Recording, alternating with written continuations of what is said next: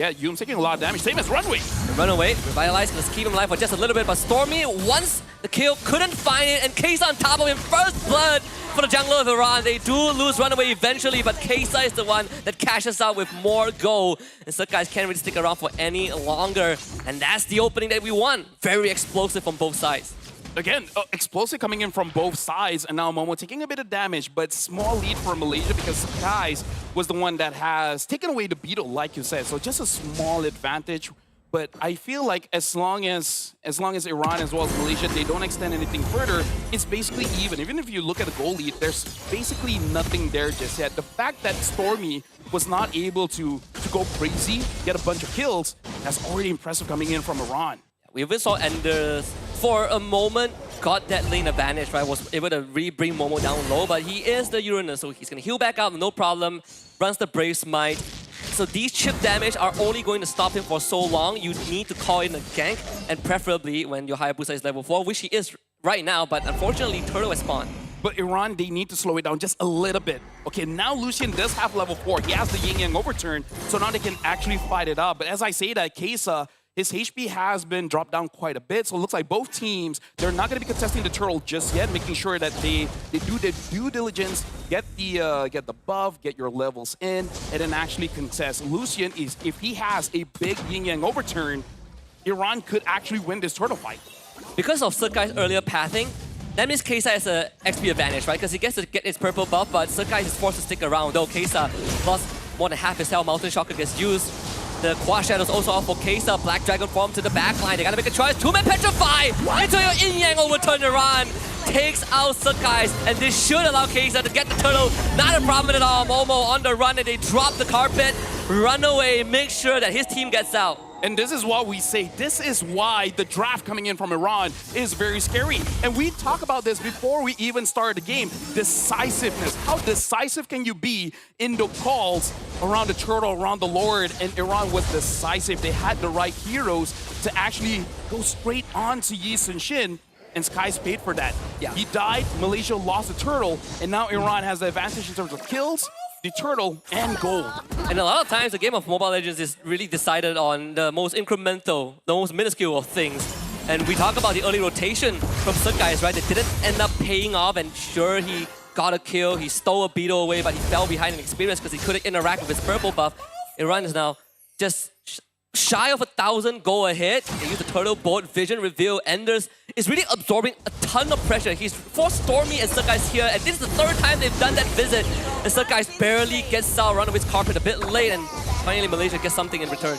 Able to get Enders here. But so far, I gotta say, Runway on this high loss has been absorbing the pressure that Stormy is trying to instill on the team, almost forgetting how much punishment the high loss can really take, making it so that Stormy is not able to move around the map as comfortably as he wants. Now, this is going to be the deciding factor here. The upcoming turtle, speaking of which, Enders gets ganked again. Momo, his flicker is 10 seconds away, and Enders gladly takes the fight. Black Dragon Form was used very, very early, so he's not going to have that for the next turtle fight, which is up in 20 seconds, and that's going to put Malaysia in a slightly more comfortable position. Yeah. The only question is, what are you going to go for? Malaysia, do you actually want to fight, as in like get the kills, or do you want to contest for that turtle? Because I kind of feel like the threat, in case Iran is able to extend the fight, Lolio is fighting his Fullet. Great taunt from Yums, and Fullet will have to flicker out of that. Darkling also used by Lolio. I feel like that's probably a net positive for Fullet, right? You get two members of Team Malaysia on you, and at the cost of your flickers, not too big of a deal, but since Lolio had to use the Darkened form, so he's not going to have that burst damage to solo kill you afterwards. As Turtle spawns, Sakai works on the case. Yeah, it looks like both gold laners will not be rotating towards the turtle. Stormy does have that enchanted talisman now. Looking at the turtle, below half HP. Kesa Runaway is there. And right now he uses the Quad Shadow. Sakai gets it! The taunt also helps Sakai out for the objective. Runaway would just have to use the carpet to get out of that. The glorious pathway, not that glorious in that situation. Again, we did talk about Enders not having the Black Dragon form, so it's pretty hard to interact with Malaysia in that situation. Iran, though, not taking any losses, and I think that's good enough, right? You know when to really fall back and not give Malaysia more than they have gotten. And that's translation to the bottom lane, and let's see what Iran wants to do about this. That is very important in competition, not to get too excited where you start making mistakes And now, speaking of which, this is very even for both teams here, Husky. Both Malaysia and Iran having 2 kills each when it comes to the goal difference, around 400, 500. So not that big just yet. Stormy gets it. Oh, and just great juggling. Kesa finds a solo kill on the Stormy. That's a second death on the Selena. And one of the cons about this hero, for all the pros that she provides, is that she's pretty slow on the income, right? Not the best at clearing waves, not the best at earning gold. And if she falls behind too much, she becomes a secondary support for the team. And Kesa getting his second kill, that's great for Hayabusa. Yeah, Iran right now, what they really want to do is to secure, I mean, it sounds weird to say, but they want to secure the outside turrets as fast as they can. Like you said, Stormy on the Selena doesn't clear minions all that fast. So if they're able to get that kind of momentum, getting especially the mid turret, allowing you to enter the jungle, Malaysia's going to suffer a lot with this kind of drive. This is not the kind of drive that you can comfortably come back on. It's very mechanically intensive, right? It asks a lot from you, from the players individually, though Malaysia did get the bottom tier 1. I was worried that they're going to miss that timing because Flicker just came back up. Either way, 1.5 KD for Team Malaysia, even though it's just a 1 kill difference, but we are looking at almost the same objective, same turtle.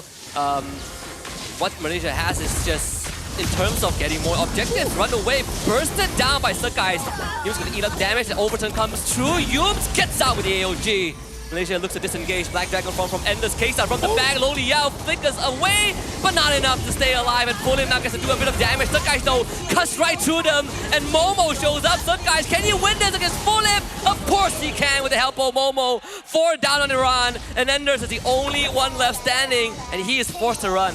At least we can say that both teams are not shy from a fight. And now Stormy wants to go in. Ender's able to get some HP from the shot residue.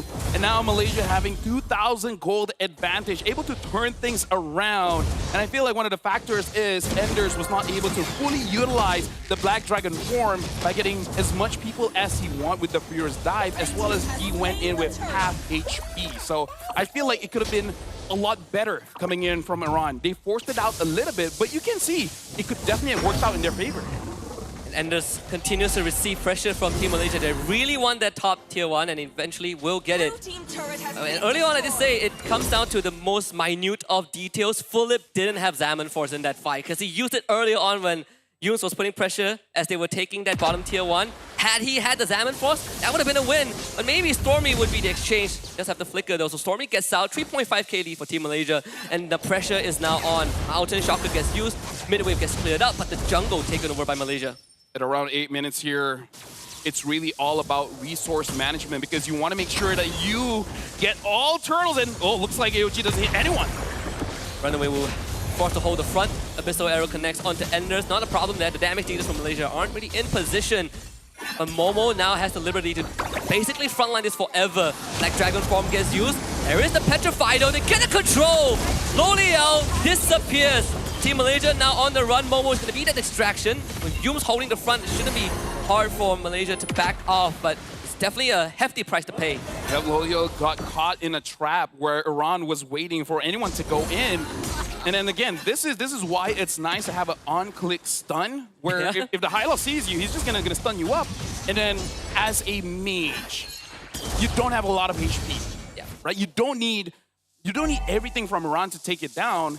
But the thing is, at least Loliel is alive for the upcoming lore. This is, I would say, the first lore isn't super oppressive, but still, in a very high-stakes tournament like this is going to be very, very important. So both teams, they got to make sure that the battle spells is up, the ult is up. I would say especially for Iran, because between both teams, I feel like Iran is more ult-dependent compared to Team Malaysia. I agree.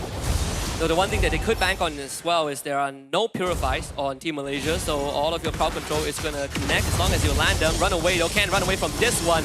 Loliel finds his revenge. And Momo does what he does best on his Uranus, just hold back the front. Maybe Kesa can find a cheeky angle. He does see Loliel. Brilliance. It's gonna destroy that completely, so no more shadow kill. And Malaysia has full control, but Yums once more. AOG superhero landing into a follow-up from Stormy. And they finally get the Furious Dive Petrify into the Black Dragon, but Enders can't really do too much with the Mountain Bolt crashing in. So guys, he's just gonna clean up shop and traceless away. Malaysia finds 3. Iran, they have, oh, look at that. Stormy goes in, trying to kill, but Philip is still alive. right now, Iran, they were like, Runaway already died, and the fact that they tried to fight still was very, very dangerous, especially coming in from Kesa. He is one of the main damage dealers of the team. He has to choose his targets correctly. I feel like if he got onto Skies, it would have been worth it to expend your OG Shadow Kill. Speaking of which, Runaway, he might get caught again here, but able to get away with the use of the ult. So no fight is going to go through. Malaysia secures the Lord. This is also one of the few, I would say, things with having a high loss, because once you start realizing that you are not as durable as you were 3 minutes ago, that's where the problem starts, right? Because no one else from Iran can really take the punishment that Malaysia is dishing out. So if your high loss is getting melted like butter, then you have a secondary problem. Then maybe the plan B is just catch the course in the back line, but that is asking for a lot as well. Runaway is straight up gone as Loliel destroys his health bar. Kesa, if there's a magician that Iran needs, it's Kesa, but sadly, he only walks away with his purple. Yeah, but I gotta say, just be happy with what you got. I would say they don't have the best wave play, or AOG goes in, hits onto no one. Do they actually want to go for this, Malaysia? Wow, they actually get the Black Dragon form out. That is more than enough if you are Malaysia. You did say that Iran is a lot more out-dependent. Black Dragon form not being available for crucial fights and the Lord crashing in. This is bad news. Yeah, but all the while, Kesa is waiting in the back. Stormy might know. Actually, Stormy should have vision here. They know, and they're going for it. Yeah. You don't need just the Abyssal Trap. You also have the Mountain Shocker, and this is going from bad to worse. Maybe Fulip will be able to change it around, but Yums is just punching him in the face. Lord still pretty much healthy. 4v5, Malaysia have the advantage. The arrow connects on the Fulip, and that's the important member of Iran that needs to go down. Fulip somehow stays alive, but not Lucian though. This one does connect. Enders trying to bleed out Stormy, but one is all they get. Malaysia right on the crystal, and game 1 for Malaysia. Congratulations to Malaysia winning the first game, going up against Iran. But we do have to say that the game, especially in the early as well as the mid, were quite fast enough there where Iran had potential. They had many moments where they could turn things around against Malaysia. It's just that they gotta be careful, understanding that their draft really needs proper timing with all the ults. So if they're easily baited out, you're kind of losing majority of your win condition. Yeah, and you just say that you can't really get too excited, especially in high-stake games. So easier said than done, but once you get too excited and when you start making these mistakes, it does kind of compound itself, right? And most importantly is how we see in the later stages of the game when Iran started falling further and further behind. Any slight movement from Team Malaysia forces out an ultimate, forces out a massive response, maybe an overreaction, as some might say, and that's where they might have to kind of dig deeper into, right? What can we do if we are 10 minutes into the game and we are behind? We need to be a bit more disciplined in our ability usage, especially when we need them to win fights. Something that I can say is that for Iran, they really don't have to worry that much because most of the problems that they did in the game before is easily fixable, right? Whereas like, okay, you should not have ulted in this situation, you were in trouble, you couldn't get a kill, etc., etc. So it's just like, okay, learn your mistakes in game number 1, come back into game number 2 with a fresher mindset, and then try to win against Malaysia, because based on game number 1, their chances is there, right? Yeah. I remember the mistakes. Hayabusa tried to kill off the Lunox earlier on, where the Lunox has an iframe to cancel out your OG Shadow Kill. Maybe a different target would be better, or just wait for your team. And we talked a lot about the Yuzong, right? He was not in danger. He should not be using the Black Dragon form. And I would say, despite how much attention that he has commanded from Team Malaysia, we keep seeing those repeated visitations to the top, to the XP lane. He held it pretty well, right? Like, all things considered, this Yuzong, despite all of the punishment that Malaysia is trying to throw at him, Enders held his ground. So I agree with you. I think a lot of the small whoopsies we saw from Iran are just minute things that can be easily fine-tuned going into game number 2. Let's take a look at the post-match stats though, because this really has gotten me very excited for what this series has entailed. Maybe Iran can take that game 2 if they just polish a little bit on what went wrong. Yeah. 30-minute game, and I kind of feel like this is what we mentioned during the draft, where I want to see what their answer is going to be for Uranus, because we already saw the Uranus, and they need a different damage profile, more like a DPS to deal with these arenas. And they picked up the Kagura, which I feel like is fine, but specifically to deal with the Uranus, which, as we saw, was quite a big problem for Iran. Maybe a different pick, something. But at that point, like, what else is there? Because even the Kimi, I kind of feel like There's could, like, but yeah. there's always like what do you call it? There's always like Yves. Yeah, like yeah. it's another option, but then you sort of run the risk of getting dove by 4 people from Exactly, Malaysia. yeah. I think the Kagura was not exactly. It's not exactly the worst choice, but it's a very niche pick. Yeah. Right? You are leaving the Uranus to the Hayabusa and the Harith, and at one point the goal is just we're gonna ignore Momo. Yep. We take care of his team, and then we come back to Momo. Unfortunately, that never really happened because Malaysia started getting ahead, and then Momo is just standing in front of Iran every single fight. Yeah, what we can say is that Iran, their laning phase is actually quite good. Philip didn't really lose out in the gold lane. No. Same can be said with Enders. It's just that they gotta lock in whenever you're fighting for those neutrals. Like the first turtle was great, That was great, yeah. right? But then afterwards, they couldn't get back their momentum. And I feel like they just have to understand what their win con is and protect that win con. Don't let Malaysia disrupt it, and then they should be fighting game number 2. I think if you want a point of reference, right, as we go through the Hall of Famers, we have Sakai as the Goat Hunter, Momo as the GOAT, the GOAT. total damage dealt, right? He's definitely the GOAT tanker as well, Yums as the support. But I think if you want a reference point for Iran during this break before game 2, just look at the second turtle fight, right? The main difference between turtle fight 1 and 2 is that they didn't have the abilities that they need for the second turtle fight, and they still committed. And even then, they didn't really take a big loss, right? It was like, okay, we lost the turtle, but we were able to get everyone out of the out of that fight. So something that they can use to build on. And hopefully, if they do decide to draft the same way as they did in game 1, we will see a bit more finesse. Yeah, I feel like if there's any change, if Philip has more heroes in his hero pool, maybe pick up your mid laner early, right? Yes. But now we gotta look at the MVP for this one. The MVP is going over to Sakai, 6-1 and 7 KDA, the highest gold earned in the game, and still deadly with the Yusenshin, despite an iffy first turtle. But after that, it was all good. I had a very, very cheeky rotation, right? Purple straight into the enemy Beetle. Try a contest for Little Wanderer. I think didn't get it. Walked away with 1 kill. Goes into the first turtle fight and completely forgot about the Black Dragon. Got petrified and taken down. But that was the only time that happened. And afterwards, he basically was carry and support all in one.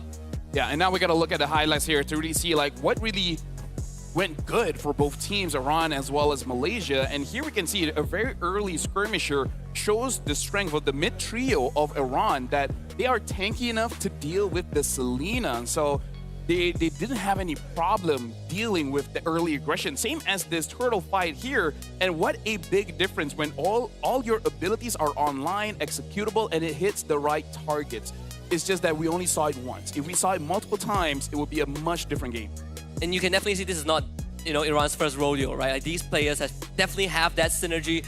We even see kind of the decisiveness from the first turtle point onwards, where they commit for a dive, and it's just, we do it, right? Yudong and Kagura, they both do it together. This is the fight where you sort of start to see things shift, the balance of the game in Malaysia's favor. There were definitely some key moments with Lolia with the great flicker to destroy the shadow kill, but from that point onwards, Team Malaysia started running away with the lead and really making Iran flinch every time they show up on the map. Yeah, despite the mistakes coming in from Loliel, he was, I would say, the reason why Iran had a difficult time, because their front line keeps getting shredded so much, and Loliel is the main shredder for the team, where Momo does a lot of damage, but it's not a deathly damage, right? He's just stacking up because he's hitting the front line over and over and over again, but the finisher is going to be Sakai's as well as Loliel. So I feel like it was a good idea for the Hayabusa to deal with the Lunons, but again,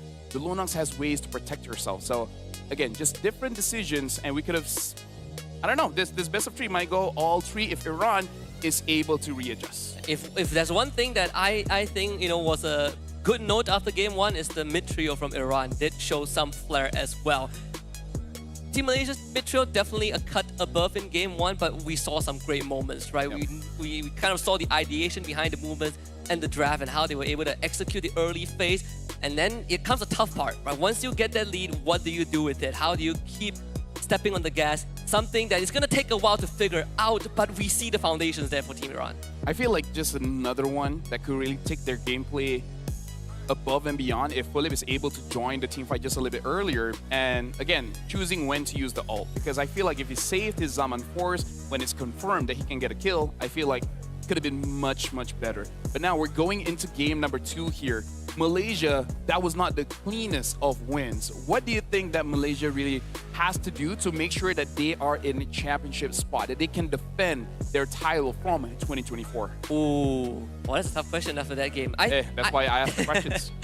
I think it's just, you know, being a bit more aware of what's happening around you, right? I think one thing that really caught my eye was essentially the Lo Liao getting caught by a Petrify and the first turtle fight. Those were two like very small but key moments where you sort of lose track of what your opponents have. You know, in the grand scheme of things, it didn't really matter as much, but you can see that this is definitely not them fully awake, right? You kind of forgot that, okay, this Yuzong has a Petrify and I don't have Purify and all these kind of stuff. But again, it's a tough thing to do. Tracking enemy abilities, that is some advanced stuff.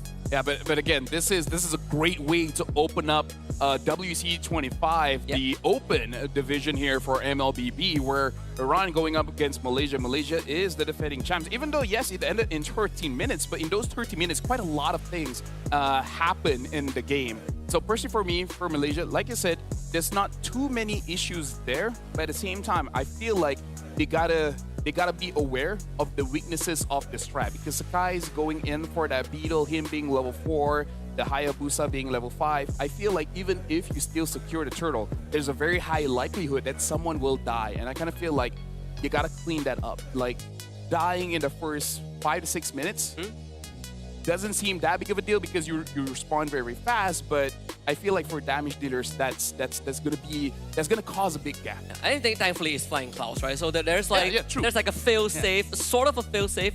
Though I do think that, you know, them making those kind of the early game moves that they did, I think is also sort of a limit test, right? They're trying to push the envelope. Like we know these boys, they like to really push it, and once they realize that okay, we can't really, you know, exploit that, then we fall back to the normal gameplay, which I think is completely fine.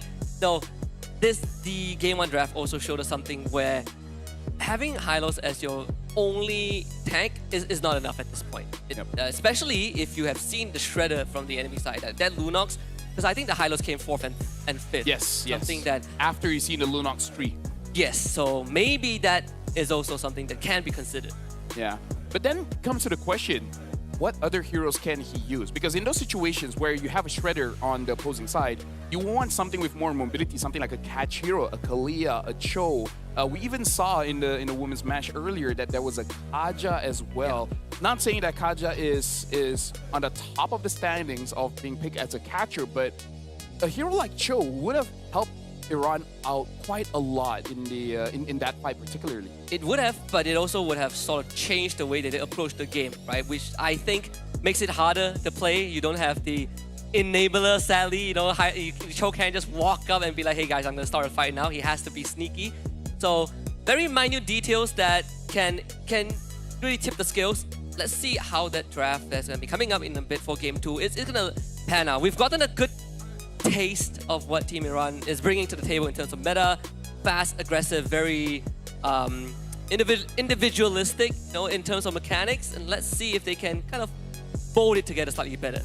Yep. And again, we would like to say welcome to everyone from all over the world watching WEC25 by IESF here. And Iran, even though losing, I feel like they've really showed their stuff here. I just want to see a little bit more. But now we got to look at the map selection. We had Flying Clouds, and now it's going to be Broken Walls. And I feel like Broken Walls opens up for more strats when it comes to invading inside of the jungle. So I'm wondering, like, I feel like this will be a better reason for Malaysia to ban out all the tanky junglers, so that potentially Yums and Stormy can make a play. That's true. But it also, if we go down the assassin jungler route, they also kind of like this, right? Like Lancelot, Ishin Shin, Joy. You know, they were flutters news of Suyo maybe coming back thanks to the patch we had. Like Nolan was also sort of looking good, although that's kind of based on a very small sample size. And it was, well, I say very small sample size. It's just one guy that I saw playing, and it's one of our good friends realized. He said that Nolan is back and he has like a 22/5 KD in his game. But this is one game, can't convince me enough. Diggy ban from Malaysia. They definitely know something. They definitely know something because I don't see any reason for them to early ban a Diggy unless their first 3 picks are all CCs. I'm thinking picks like the Minotaur, Tigreal. Okay, if the Tigreal comes in first 3 pick, I would tip my hat off to them. It's a very hard meta for Tigreal. I mean, it's just a show of confidence at that point, right? Like, well, how far are they willing to go? Maybe not. Unless they know that there's a Diggy babysit meta in the gold lane, and Lolia was like, okay, I'm already having a hard time against Philip alone. Let's not give him help. Yeah, like maybe. Need no protection I enjoy the peace I get. Right? Remember, like, 4 or 5 years ago when that was a problem? Yeah. It might happen again. Please ban that out. Oh, and then if all is correct, Malaysia is first pick here, and they themselves ban out the Baxia. So it looks like Baxia is not going to be the first pick here. Iran banning out the Fanny. And this situation, like you said, even the Lancelot does well in Broken Walls. Nerfed a bit, but I feel like it's not enough. And it doesn't solve the problem of what makes Lancelot so strong. So Iran, I kind of feel like they have to ban out the Lancelot. If not, might be a first pick from Malaysia. I mean, we got like a 15-minute game in early on. I would say the nerf, at least he doesn't like 2-shot you. He needs like 3.5 shots. 3.5 shots, yeah. Slightly harder, but doesn't take him out of the game completely. I kind of had a feeling that it would be a YSS opening for Malaysia if they want to, right? Because I don't see what's stopping them. Or if they want to go the more traditional route, Leia is always there.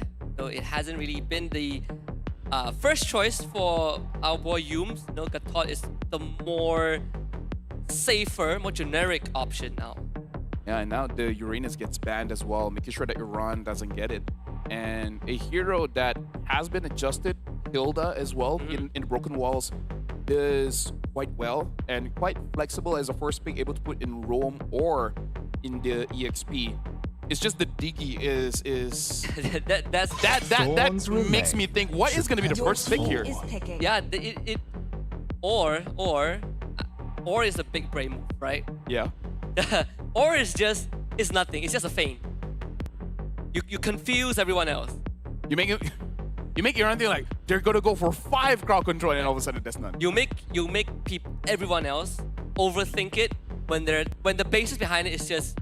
It's psychological warfare. I mean, hey, it's affecting us. It is affecting us. We're overthinking it, ladies and gentlemen. Don't overthink. It's causing a lot of stress, and stress is bad for your health. He's gonna first pick Harith.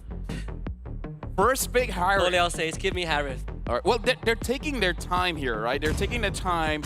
Hilda is up. Looks like they're picking up the Hayabusa. So, are we just gonna do a switcheroo here? Where Iran's like, okay, now we pick up the Gatot and Yisun Shin. I don't see why not. Hey, why not? Why not? Shout outs to coach, why not? There has been some cases, I think, where you get like the same draft for 2 games in a row, but it can play out completely different. Gatot YSS is good, but if in the event that maybe Gatot is not the flavor that Iran is looking for, the Grok is open. Welcome to Grok. That hero was banned out in game 1, and now Iran has a chance to show it. Yep. And like I said, the Grok has been picked up, and they're picking up. Whoa! So this is clearly a comfort here. Iran looks like they're a team that's full of dive, and that makes me like want Iran to early pick their mid, or maybe just even early pick a Lunox, because that was kind of a problem for them earlier. Yeah, you pick Lunox, you can deal with the Hayabusa, you can shred tanks, skill easily, easier into the late game. The only caveat is that you are made of glass, right? Like exactly, yeah. They shatter your health bar pretty easily. Though I would say we did talk about Hylos being the enabler for runaway in game 1, but the Grok is also an equally strong if not a stronger enabler, because you Oh, get to got alter one how up you in my fight. sight. And on broken walls, for the and you ultimate creating war walls, time that is sounds here. like the recipe that Iran needs to fine-tune that already aggressive gameplay. Yeah, it looks like the Diggy is psychological. I'm not seeing anything unless again like there's a secret strat coming in from Iran. So far a pretty strong opening coming in from Malaysia, having the Kimi as well as the Hilda and the Hayabusa shows that they do want to go for a more early game centric kind of draft. So the jungle pick for Iran is going to be very important here because you got to deal with the Hilda as well as the Kimi. That's not going to be fun, especially if you pick up an assassin. Do you Fredrin? I would Fredrin. Because it's open. I would Fredrin. I would Fredrin too. Fredrin, and then there we go. We're so good at this. We're so good at this. So nice the meta hasn't changed that much, so we can still get it. So now what Iran needs to figure out is that one of the best heroes that they can pick up is the Eve, but most likely Eve is going to get banned by Malaysia, right? Yep. So what is going to be that mid pick? We saw the Kagura earlier. It's okay. It's nothing bad. It's, But, yeah. you need something with continuous damage. That's the thing here, because you have a lot of heroes that buy you a lot of time. Yeah. Right? The Kimi is not there. The Eve might get banned. What is going to be the next continuous damage hero? Do you go for something crazy like a Xavier? Do you go for something like a Sicilian so that, hey, even come late game, they're going to be looking pretty good? Your Oh, team that is also one, but, Odette. but that's an acquired taste, right? Yeah. Like not everyone plays Odette. It's such a niche thing. The Dusin ban now too. I was thinking of Dusin, but at the same time, I think for Iran, maybe Dusin won't be that high up on the list because they do need damage. They Hey, Sky Piercer. Sure, right? We had a game with 4 Sky Piercers. We had a game with 4 max stack Sky Max Piercer, stack Sky mind you. Piercer, yeah. Yeah, but they do need damage. I think Eve is the best choice. Farsight is second. Xavier, if you are really, really confident that you're going to be able to get like past 15 minutes. But if not, I think Eve is probably like, your best option. Though maybe, speaking of which, looking at what Iran has in their first 3 picks, I mean, the Diggy ban is helping them a lot more than they did in Malaysia because they have a ton of crowd control that would definitely suffer a bit if there was a Diggy. I wouldn't be too upset to see a Sicilian as well because it has been buffed where you use less mana on your bad impact so that you can actually get those stacks, especially with this kind of front line. You should be able to get those stacks. Your worry though is again the Hayabusa, but that's kind of like all mages problem. Yeah, unless you're like a Kadita, then you don't care that much. Like the only way you can solve this problem for mages is just remove assassins, right? But that's just the dynamics of the game. Kadita, same problem. 1 instance of damage. Yeah. That was it. So this should be an Eve ban here. If not, Iran should 100% pick it up. Yeah, it's either Eve or Farsa, right? Like it's either or. Lunox is like your third pick, your third choice. Among the planes So they ban a Eve, the yeah, perfect. equilibrium. Yeah, but this does I mean was what made does Iran for. want to prioritize here? Because if we see the Harif is still up, right? If that's their comfort, they can consider that because the Kimi is already there. Your mid might be safe, but if not, I'm not too upset if they pick up something like a Granger. Or you take the Lunox. Or the Lunox, yes. It's a flex. Deals well with Harif. Harif shows up. Stretch tank. So if they ran if Malaysia runs a double fighter, eventually you're gonna be able to shred them. You can protect yourself pretty easily as long as Brilliance is up. So I think that is, at least off the top of my head, the most direct approach to the draft. There are a few options here, yeah. Yeah. Pick the Lunox and then you have options. You get to see what Malaysia picks for the last pick. Go for the Farsight first. It's not a problem there. It's just, you know, at this point you're just nitpicking it, right? So Farsight is good. Yeah, but this also shows that Iran is wanting to protect their gold laner and making sure that Philip has a good advantage. Because you see the Hayabusa, you're not happy to go up against that. Oh. And now the Cho as well as the Granger here. So the question is, which is EXP and which is going to be Roam? It has to be a Momo Hilda, right? It has to be, yes, but hey, things could change. Things could happen. We have seen an example in our recent... We've even seen, well, I'm not saying the Cho will be going gold, but meaning like we've seen Cho gold, so there is that, you know. We've seen Cho roam damage. Cho roam damage, yes, yes. Shout out yes. to Momo's teammate. Yep. In that, so I don't think Coach Ark is going to allow Yums to do that, but who is Or- to stop Yums in games, right? Once we get in. What about just a Ruby, right? But then not enough continuous damage, but there's a lot of control. And maybe that's enough. maybe that's Magic is my no, love. High is good. they go for the higher. It is gonna be Philip's. I would say comfort. Now, I would say pressure is on Enders again, because there's a lot of magic damage here without the Yuzong. So if the Yuzong is baited out of the Black Dragon form early, unable to contribute with the physical damage, I don't know. I kind of feel like Malaysia will be able to itemize against it, and then come late game, Yep. they have ways to deal with it.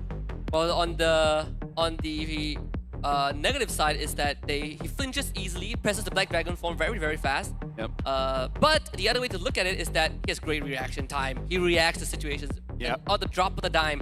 And that is probably what's going to help them win the crucial fight. We've seen him really absorb the pressure in game 1, but I think in this game 2, it's going to be slightly different, right? You're not worried about a Selena throwing arrows at you. You're not worried about Yi Xunshin riding his turtle boat in your face. Should have a slightly manageable early game until the turtle fight. And the rest, I think you can let itself play up. The Harif is great. I want to see how daring Philip is. Are you going Flicker or are you going Purify? Yep. And now, ladies and gentlemen, allow me to take my time to really simmer. It looks like we're jumping into the game. Game number 2, Malaysia going up against Iran. Malaysia is 1 point up, 1 more point to end the series. But Iran, they can continue this by getting 1 win against Malaysia. Speaking of which, looks like Sakai's is going for the invade again. Gonna try with the Kimi around. It's gonna be successful, right? They can't really do much as a grog. You need to bring Enders in. Ooh. If they got any closer, that could have been a kill angle. It Small looks like thing. Sakai's didn't get it. Yeah, I don't think he got it too, which is great. You are able to stop this pesky Kimi Cho combo, and again, I think Enders is gonna have a. Hold on a minute. He already used Petrify. Probably camped the bush at level 1.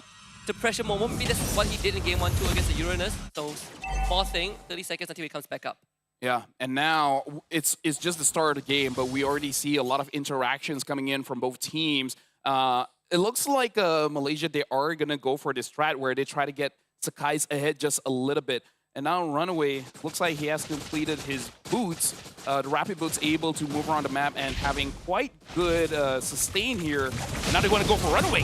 Runaway is going to eat, and great flicker. Still, Sakai sticks onto him.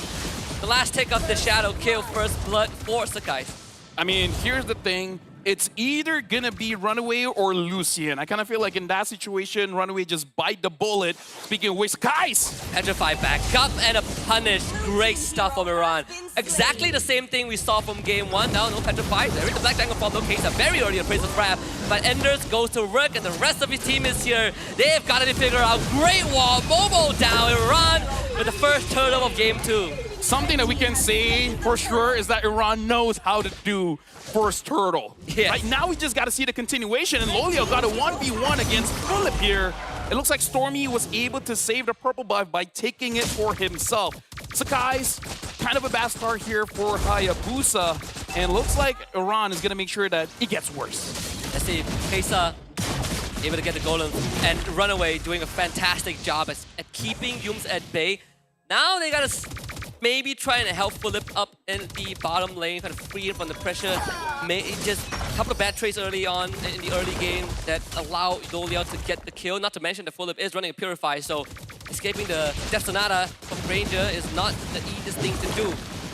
Oh, look at this. Sakai's goes in. He actually gets the purple buff. So looks like, hey, you know what? My farm is A-okay. And I would say he's not that punished so far because, again, going up against Frederick, not the fastest of farmers, so not that bad. And they know he used Furious Dive, and that's what we talked about, right? Tracking the abilities of your opponents. A freebie delivered to Momo in the XP lane, and that frees it up for Malaysia as well. And there's definitely feeling the sting a little bit. Although I do like to tip for tat that both junglers are throwing at each other, despite this being a tank against an assassin matchup, but Kesa still not really backing down. Philip also in a 1v1 against Oliel, but backup is nearby. Philip needs to back off. Stormy doesn't land a root, so that's forced to Purify out. Yep. So still win-win, unable to hit the... oh, but look at that. Kesa gets taken on. The Black Dragon form has been used quite early here. Petrify, shot residue, bleed out, flicker, forward, great stuff from Runaway. And a Feather Airstrike follow-up gives Ender a double. Yeah, and now Stormy wants to chase after Ender, still going for Yumes. Yumes gets the knockout with Kundo, and Stormy will find the finisher. Lucian's waiting on the cooldown, but empowered auto attacks do not care about bodies. The knockback into the wall a bit too late, and Stormy finds himself a two-piece. Stormy is looking straight at Sakai. Is like, I got you, bro. You know what? Just have a snack. Yep. But in return, Iran should be able to get this turtle. Kesa on the case, Appraisal Scratch slam down with the Retribution. Yumes able to find the kick onto the runaway, but finds it onto Kesa. The wall not in the best spot. No Appraisal grab. Kesa melted. And Momo with the chop. Pretty sure in that situation, Kesa's like, bruh. Maybe should have kept the Appraisal scrap, I felt. Hey, I do agree. So I feel like for both teams, I think they're pretty hype at this moment. They need to calm down just a little bit and be like, okay, chill. We got good plays, and there's 3, 2, 1, looking good. Iran's got 2 turtles. Malaysia, a few kills on the Stormy. Now let's all get back into a good headspace and figure out what to do in the next turtle. We can kill Stormy. Petrify. Boom, Stormy's dead. Should have seen that coming from a mile away. The Purify not enough. So guys into the shadow kill. Yumes is here, but shadow kill not enough. Good backup from Lucian, and Yumes also can't follow up. I gotta say, Enders is probably not too happy what happened in game number 1, and he's letting his feelings known here in game number 2. And you know, folks, MLBB is a good replacement in case you need therapy. You know, deal with your issues in game. You find it. Oh, that looked pretty dangerous. Yumes might have cost the Sakai or could have, but Sakai's in the quad shadow doesn't really connect. So Enders, he's safe here. Yumes, it's a bit of a fancy footwork that Enders ends up going down. Not gonna lie, I was pretty scared for Skies at that moment. Essentially giving a free flicker over to Enders. Yeah. If he had Petrify, I think that was lights out for Sakai. Yeah. Okay, they were tracking it pretty well every 90 seconds, so 1.5 minute window is pretty long in a game of Mobile Legends. So now we can see Loliel does have the Sky Piercer and now the Hunter Strike as well. Yumes is distracting the team of Iran, but now we got to look at the turtle here. Ender still does not have the Black Dragon form. If Iran can wait it out, they have a good shot of actually winning a team fight. And you know, just a suggestion: kill Stormy, and then you're looking pretty good. I think they also sort of saw the possibility of what they could do with the Grok. Right? Like Runaway has just one nasty flicker, tectonic charge. Let's see. So far, 2 out of 2 turtles for Iran. Black Dragon form is out onto Enders. Fulip. To jump onto Momo, so guys looking for a way in. That's 3 out of 3 turtles for Iran. Kesa with the secure and a kill for Fulip. Great disengage from Malaysia, but Iran wins that fight. A little bit too early coming in from Sakai, and we saw Runaway was prepared in case if he stands around. He used the tectonic charge, unable to get him, but still a good attempt. Iran definitely much better compared to game number 2, looking more composed. At the same time, quite aggressive. Looking for Enders again, trying to slow him down. Yumes, kick, but great furious dive. Enders finds his way out. Kesa is here, but they don't really have the damage to finish off Yumes. Not too big of a deal. We see the transition to the bottom lane. Fulip can't get Sakai. And Runaway forced to run away. Yeah, unsure what happened there, but it looked pretty close. And then able to build up a wall, making sure that Momo doesn't get the chase. Looking at mid here, looks like Yumes as well as Stormy trying to apply as much pressure as they can. But Lucian is making sure that no funny business is there. Speaking of which, haven't seen a lot of impact from the Farsa just yet. We've seen some feather airstrikes here and there, but nothing that has landed Lucian kills, 2 assists at most. It's been a zoning out so far because most of these fights sort of ended when the feather airstrike is thrown out. But compared to game 1, this is definitely, I think, a more manageable one. Even though Iran is 2k behind and they are desperately in need of structures too. Both side lane tier 1s have gone down. Yep. The Lord is going to spawn in around 30 seconds here. So for Iran, they have shown able to get all 3 turtles. So they should have a bigger advantage in this neutrals. But Malaysia does have that gold advantage, which should give them at least one person an item advantage. And I'm guessing that is going to be Stormy, because I haven't seen Lolio build the 3rd item just yet.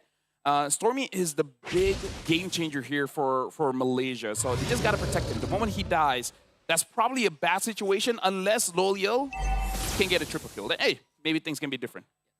The battle spells are up for most members of Iran, except for Runaway, 30 seconds until his flicker.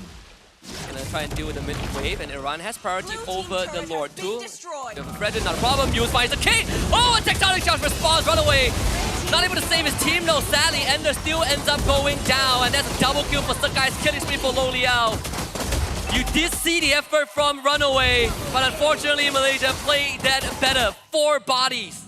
Dude, that was, again, like you said, a good re-engage coming in from Iran, but Sakai's was able to use the Ogi Shadow Kill in time to dodge a lot of the damage as well as the crowd control, able to deal the damage. And I feel like even Iran, they were surprised. They're like, haven't we controlled this Hayabusa? Why is he doing that much damage? Ender didn't even get to use the Black Dragon form, I think.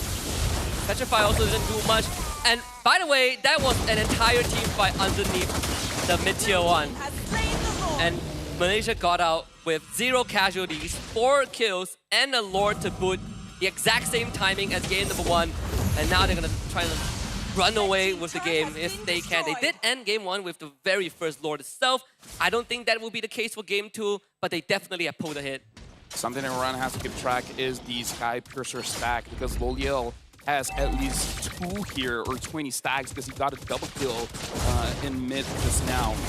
Asa finds Fumes, but look at that Stormy, he's doing way too much damage here, Husky. Ender did get the Queen's Wings. It's going to help him in these very spontaneous team fights that felt like it ended too fast. The Tectonic, the Earthen Rampart actually delayed the Lord charge a little bit, the Lord marching a little bit.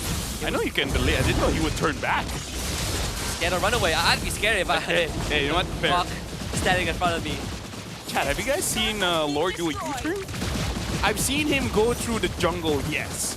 I've never seen him do a U-turn before. Now this is a WEC25 special here. Look, it's the map is broken walls. The Lord is like, oh, broken wall shouldn't be a problem, and the wall shows up. Okay. He feels confused. Black Dragon form. Yubes is the target, but not easy to kill. They try and blow him up. Yubes flickers to escape.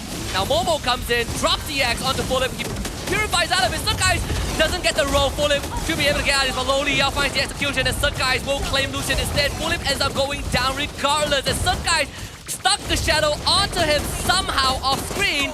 And Malaysia now looks to run it down. Lo Liao pressuring a runaway right in front of his fountain as both top and mid inhibitor go down. One final push, a shadow, a kick, a knockup, and this is game over. Malaysia will find that clean team wipe and get themselves the first 2-0 in this opening best of 3 against Team Iran.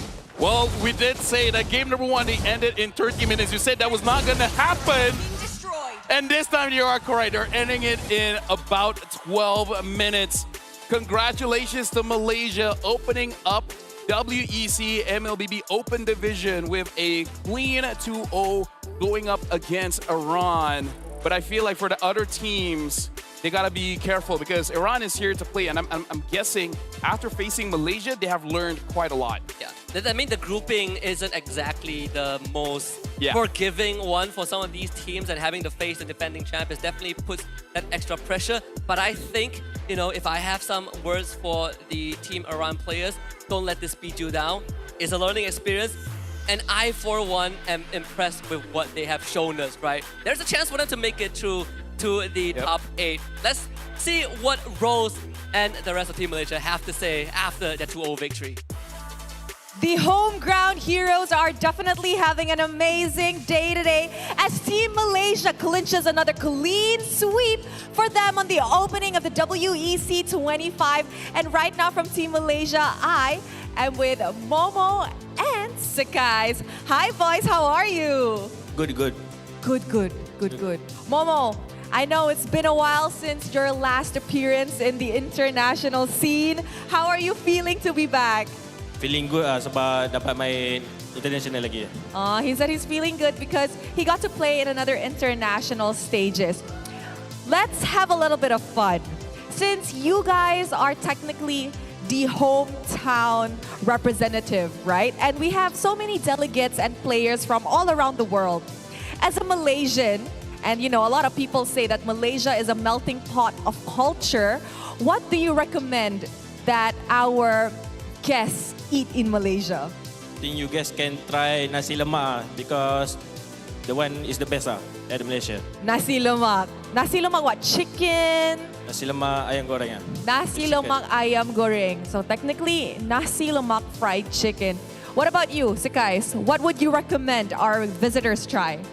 I think I would like to recommend my favorite one, which is we call it budu or fish sauce. You must try that. So budu is essentially a fermented fish sauce that originates from his hometown. Yes, and it is an acquired taste, so not everybody would probably enjoy it, but who knows, you might enjoy it. Now, aside from being the host country, you guys are also the defending champions of IESF, which is Team Malaysia. So how confident are you guys going into IESF that you guys can actually get back-to-back? To be honest, right now we don't want to be overconfident. We just want to take it slowly, which is step by step, and we just focus one game at a time. Wow, just focusing one game at a time. But I forgot to ask this earlier on. I know that you guys are quite packed with schedules, especially Sakai, Stormy, Yumes. You guys have 2 more tournaments coming up, but not all of it has the same lineup. So how long was your preparation for IESF this time around? Sorry? How long was your preparation for IESF? If I'm not mistaken, about almost 2 weeks. Oh, After 2 weeks. How did you find changing lineup to be? Because you guys are also preparing for another tournament, right? The M7. Is it hard to adapt or everything's fine? Maybe for the first day, kind of confusing, but when another day, it's just getting used to it lah. Getting used to it because at the end of the day, they're all friends. You know what? I'm pretty sure a lot of people want to meet you guys and your upcoming matches. How about you invite them to come? For the Malaysian fans or MLBB fans, you guys can come to Queen City Mall and watch your favorite team, but you can support Malaysia lah, of course.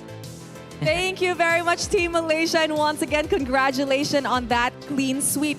And with that, let us throw it back to the casters to break down what happened in this match. Thank you very much, Rose. And again, congratulations to Sakai's as well as Momo. And yes, for Sakai, Stormy, and Yumes, a lot of competition coming up. A lot of preparation has to be done. But hey, shout outs to nasi lemak, ayam goreng, as well as wudu. I don't eat seafood. I have no idea how it tastes. I haven't tried, what's it called? Wudu. Wudu? B-U-D-U? Yeah, kind of. Yeah, I haven't tried it yet, but now I have a new recommendation that I can go try it out. Yeah, no rest for the Ayam weekend. gepuk as well. If you can handle the spice, Yes. bro, ayam gepuk. Must. It's a must. There's many different shops for you. Just try it out. Yeah, Malaysia is a melting pot of culture and cuisine. Whatever flavors you want, I am pretty sure we have it. But again, good fight from Team Iran. They showed some great potentials. They definitely had some great ideas, and you can clearly see that the execution was better fine-tuned in Game 2 after some hiccups in Game 1. I'm excited to see what they can bring in the rest of the group stage. But for now, let's take a look at the scoreboard and see how Team Malaysia pull ahead. Yeah, in this game, 11 minutes and 53 seconds were done. And I gotta say, don't see a lot of Momo in the match, but still 3-3 and 8.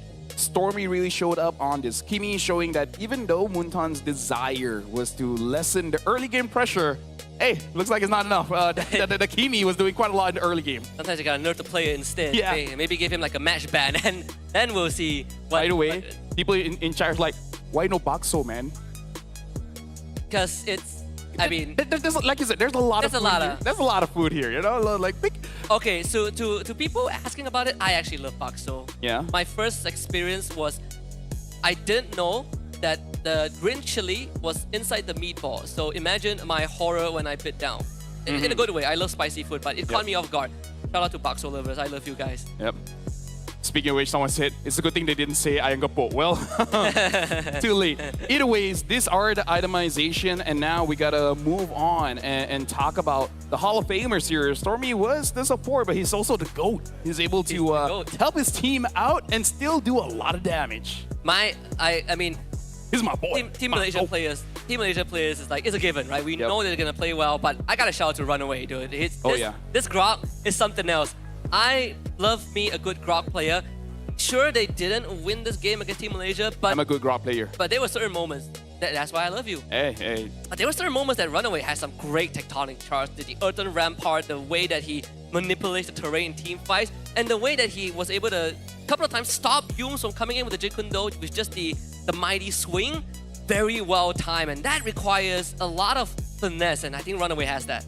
Yeah, and I feel like it's all about that connection, because the thing about the roamer is that you look amazing when the follow-up is instant, right? It could be some communication issues where he didn't let his team know that he was going to make that play. So that's why I was talking about the far side. I don't see a lot of the presence where you would think that Runaway could set it up and then the Feder airstrike comes in. Even if you don't get a kill, hey, it will actually make it so that they have to go back to base. But this is the MVP. It's going to be Stormy on that Kimmy. Funny thing is, both the kills that he got was in that top river fight, right? Yep. Where they tried to body block his attacks, but it was just going through two people. Either way, one good thing that this Kimmy provides is always that lane pressure. It enables the guys to get that early invade into the jungle. Well, sort of an early invade. Didn't really translate to much, but you always have priority over the mid lane. He was keeping Runaway back. He was making life pretty hard for Lucille. Though it didn't stop Team Iran from getting all 3 turtles. Right now, we got to look at the highlights here, and it's not just Stormy on that Kimmy. We got to talk about the Cho as well and the Hayabusa. But again, this tectonic charge coming in from Runaway really set things up nicely. It's just that they couldn't stay longer because of Stormy here. If it wasn't for Stormy, if Stormy was one of the first ones they were able to kill off in this fight, Iran would have run away with it, essentially, right? Get more inside of the jungle, making sure that Sakai's loses even more farm. But again, Stormy was the game changer. Yeah. And then he dies. Yeah, that was sort of like a, whoops, I tried. I think Stormy was thinking to himself, I purify, I can get out of this. But hey, let's petrify, right? That 0.5 seconds, not enough. So at the end, all 3 turtles did go over to Team Iran. I think this was the 3rd turtle.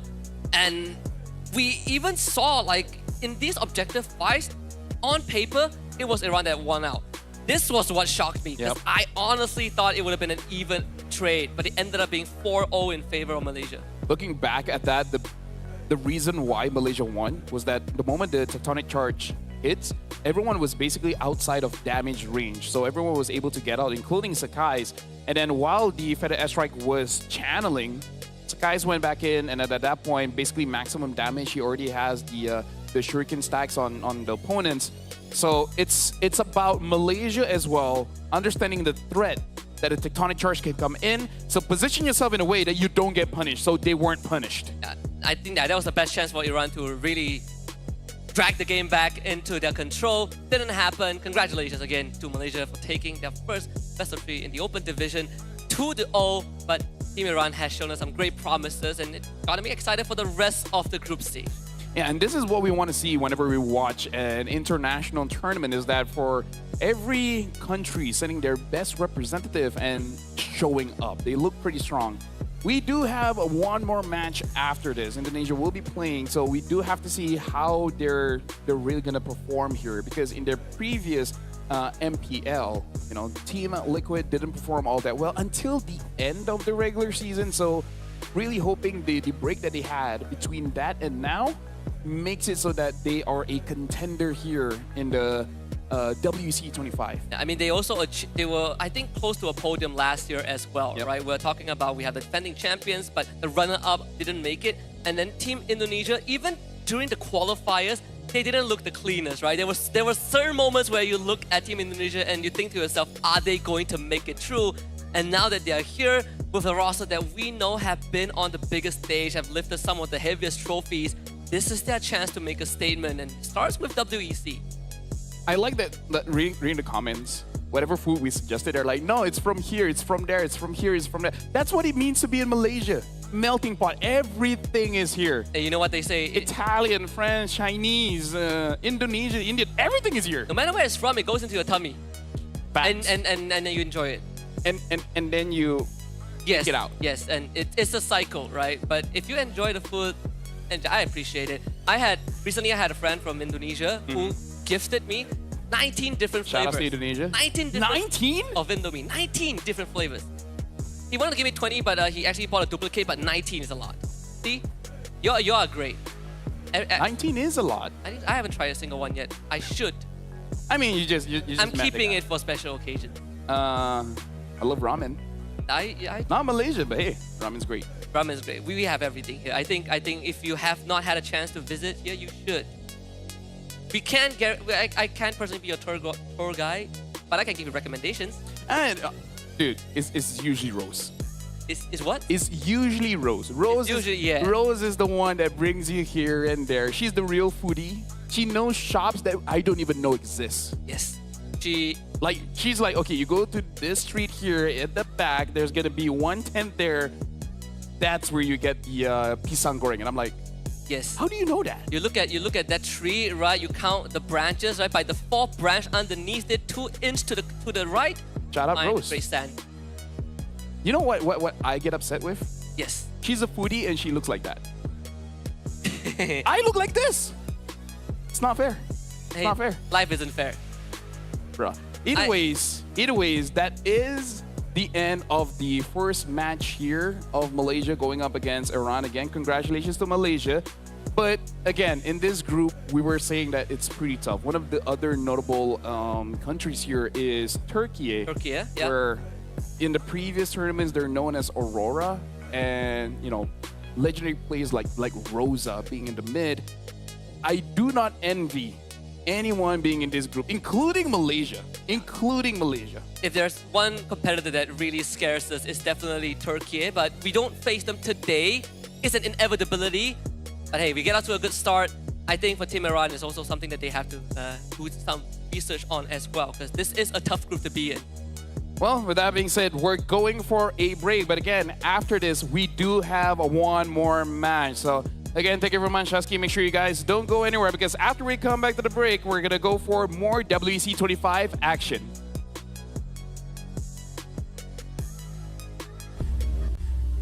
To be in the zone, gamers need true support.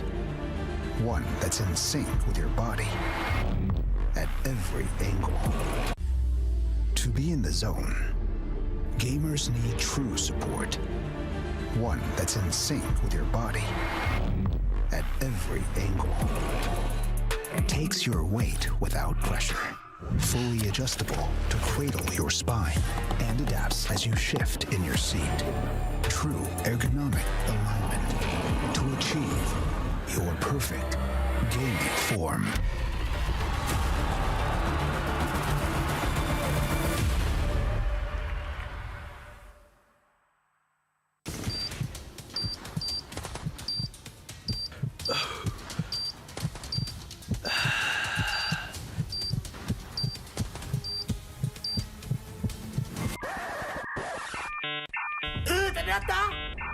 Data habis? Jangan risau.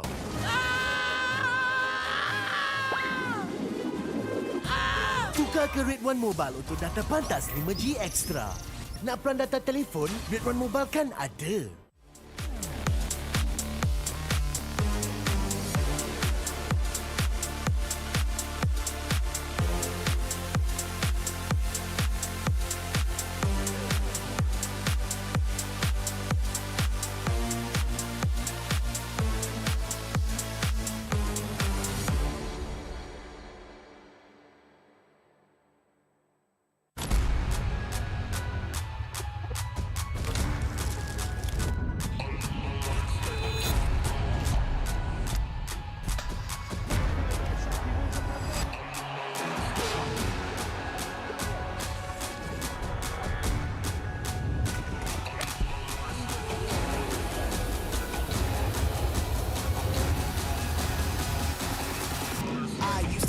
In the waterfalls, in the wishing well.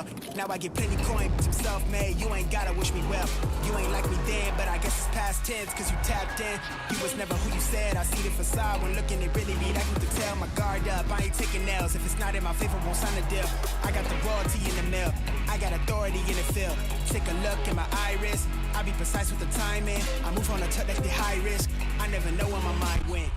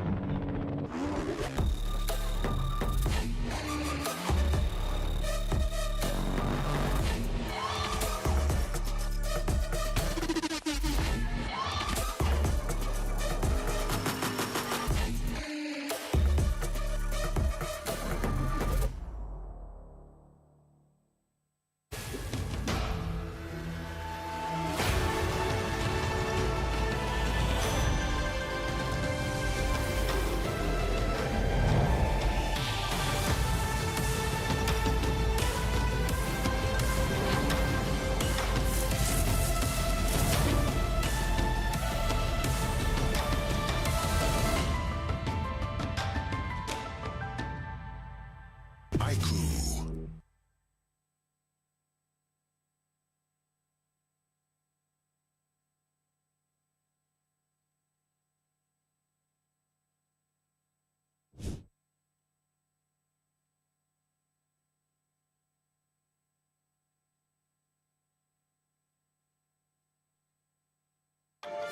Every champion starts with one moment. Activate your place in the world of esports. Compete, manage, track, dominate. Everything you need in one platform. Gear up for WEC25. For results, streams, and more, visit iesf.gg. To be in the zone, gamers need true support. One that's in sync with your body at every angle. Takes your weight without pressure. Fully adjustable to cradle your spine and adapts as you shift in your seat. True ergonomic alignment to achieve your perfect gaming form.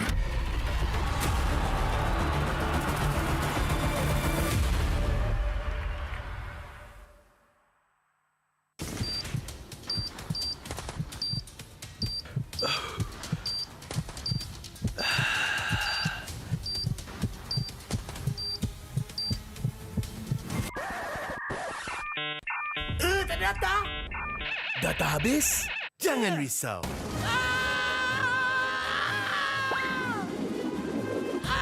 Tukar ke Red One Mobile untuk data pantas 5G Extra. Nak peran data telefon? Red One Mobile kan ada.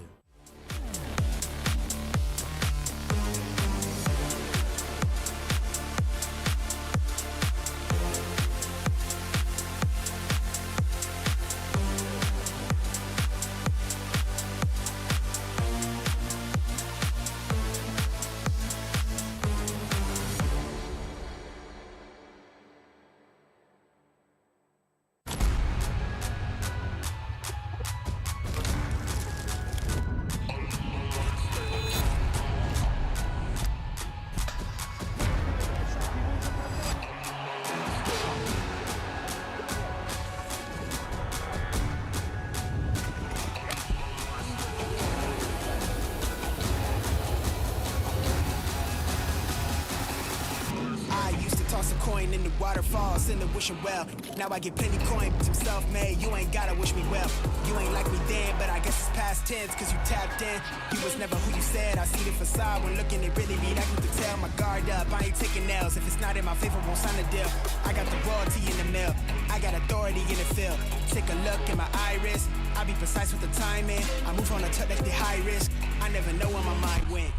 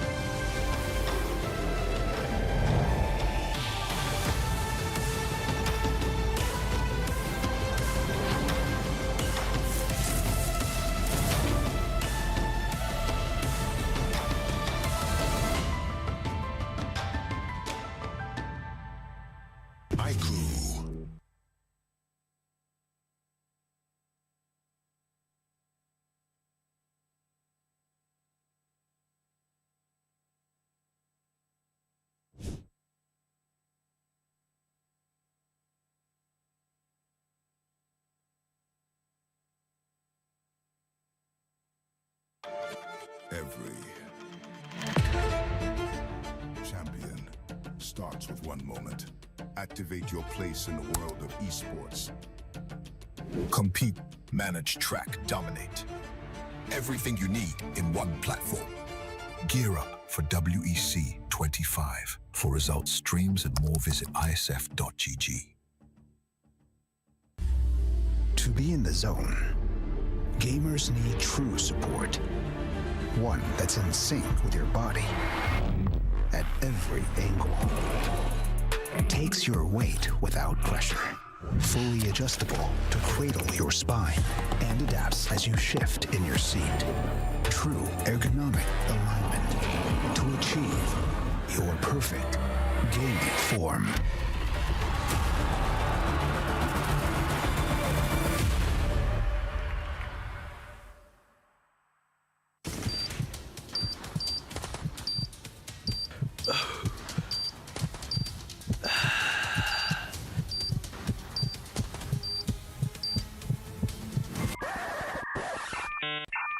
Tak ada data? Data habis? Jangan risau.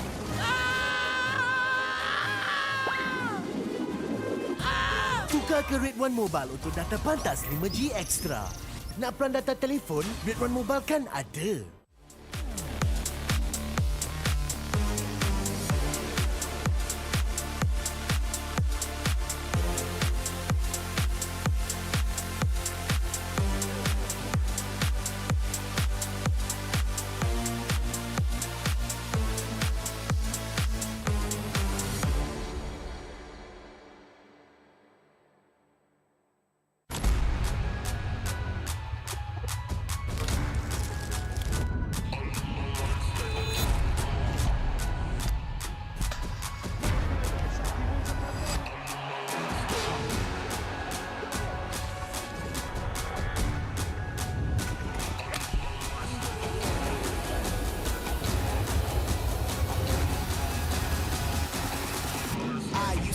Coin in the waterfalls in the wishing well. Now I get plenty coin, I'm self-made. You ain't gotta wish me well. You ain't like me then, but I guess it's past tense, cause you tapped in. You was never who you said. I see the facade when looking, it really be like you could tell. My guard up, I ain't taking L's. If it's not in my favor, won't sign a deal. I got the royalty in the mail. I got authority in the field. Take a look in my iris. I be precise with the timing. I move on a tuck that's the high risk. I never know where my mind went.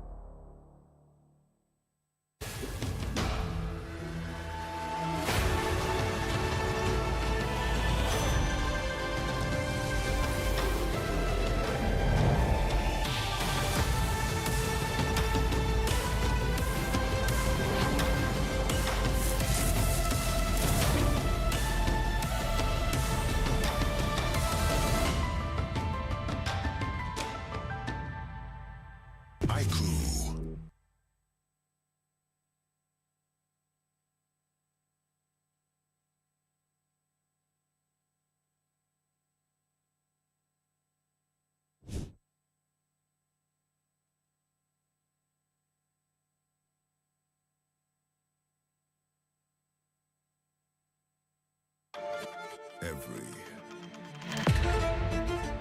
champion starts with one moment. Activate your place in the world of esports. Compete, manage, track, dominate. Everything you need in one platform. Gear up for WEC25. For results, streams, and more, visit iesf.gg. To be in the zone, gamers need true support. One that's in sync with your body at every angle. Takes your weight without pressure. Fully adjustable to cradle your spine and adapts as you shift in your seat. True ergonomic alignment to achieve your perfect gaming form.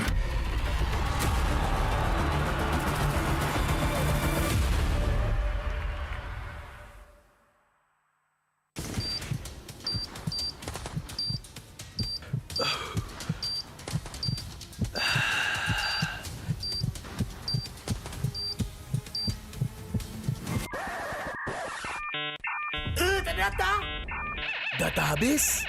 Jangan risau.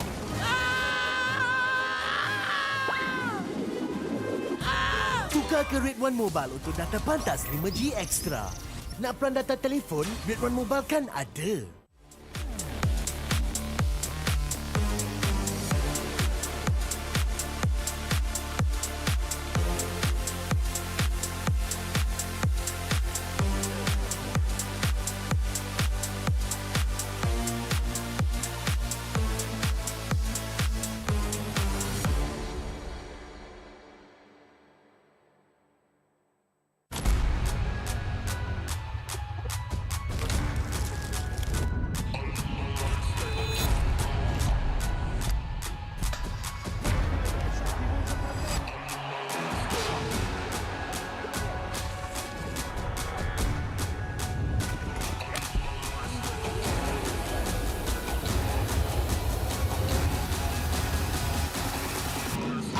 Toss a coin in the waterfalls in the wishing well. Now I get plenty coin, but I'm self-made. You ain't gotta wish me well. You ain't like me then, but I guess it's past tense, cause you tapped in. You was never who you said. I see the facade when looking, it really be like you could tell. My guard up, I ain't taking nails. If it's not in my favor, won't sign a deal. I got the royalty in the mill. I got authority in the field. Take a look in my iris. I be precise with the timing. I move on a tuck that's be high risk. I never know where my mind went.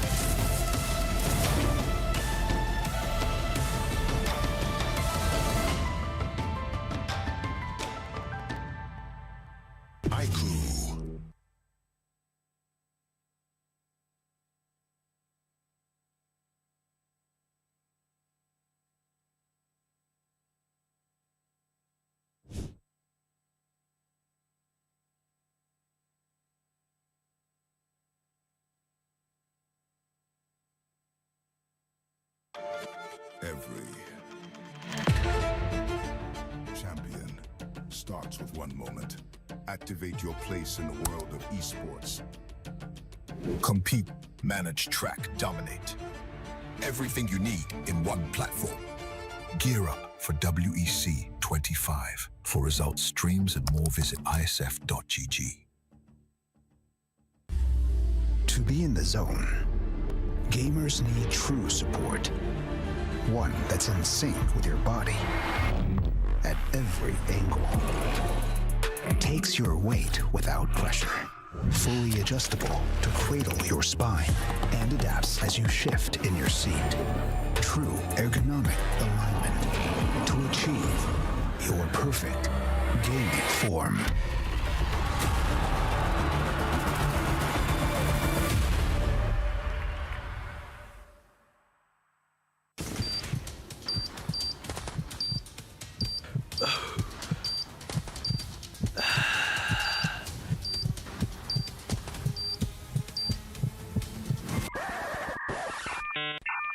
Ternyata data habis?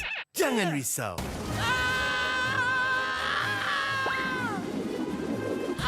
Tukar ke Red One Mobile untuk data pantas 5G Extra. Nak peran data telefon, Red One Mobile kan ada.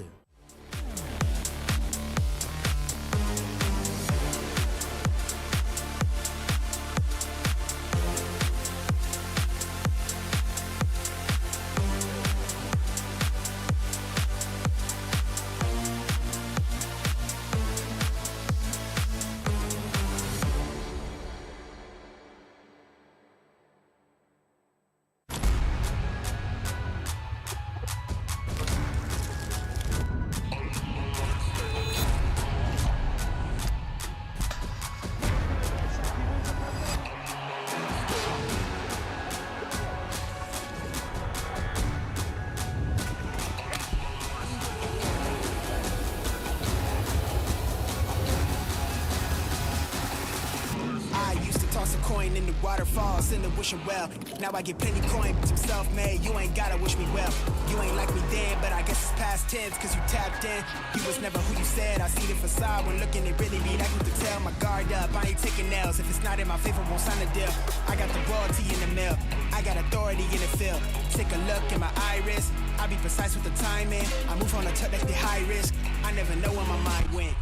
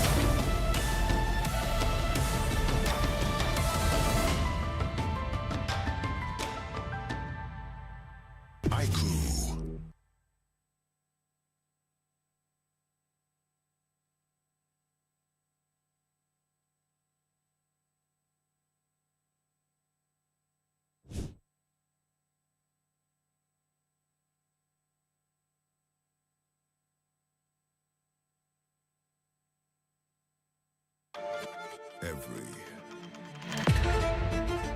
champion starts with one moment. Activate your place in the world of esports. Compete, manage, track, dominate. Everything you need in one platform. Gear up for WEC25. For results, streams, and more, visit iesf.gg.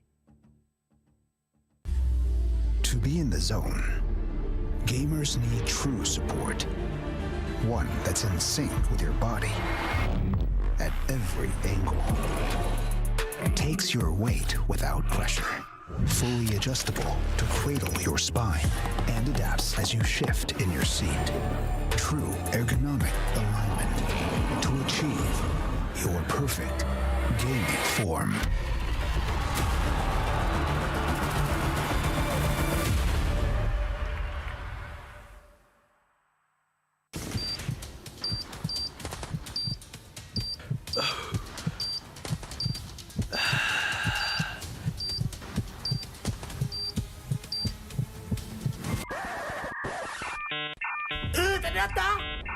Data habis?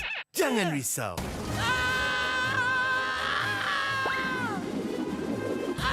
Tukar ke Red One Mobile untuk data pantas 5G Extra. Nak peran data telefon, Red One Mobile kan ada.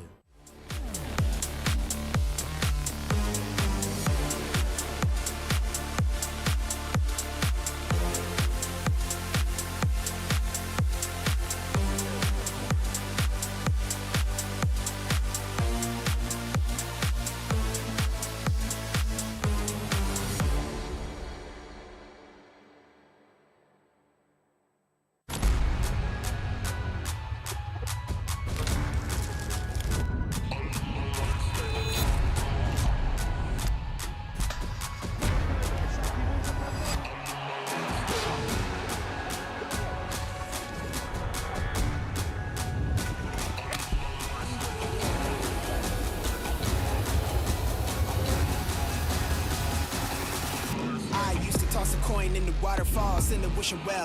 Now I get plenty coin, but I'm self-made. You ain't gotta wish me well. You ain't like me then, but I guess it's past tense, cause you tapped in. You was never who you said. I see the facade when looking at really me. That you could tell my guard up. I ain't taking nails. If it's not in my favor, won't sign a deal. I got the royalty in the mill. I got authority in the field. Take a look in my iris. I be precise with the timing. I move on a touch that's the high risk. I never know where my mind went.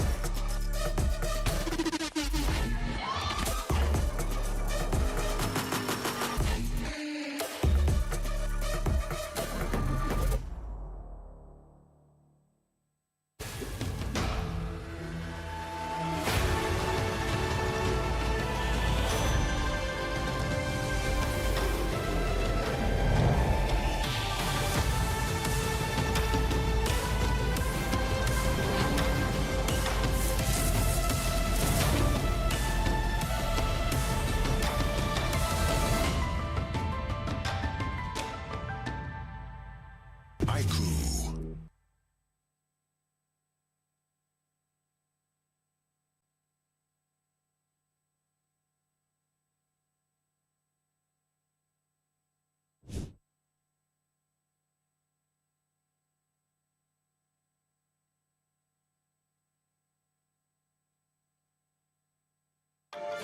Every champion starts with one moment. Activate your place in the world of esports. Compete, manage, track, dominate. Everything you need in one platform. Gear up for WEC25. For results, streams, and more, visit iesf.gg. To be in the zone, gamers need true support. One that's in sync with your body at every angle. Takes your weight without pressure. Fully adjustable to cradle your spine and adapts as you shift in your seat. True ergonomic alignment to achieve your perfect gaming form.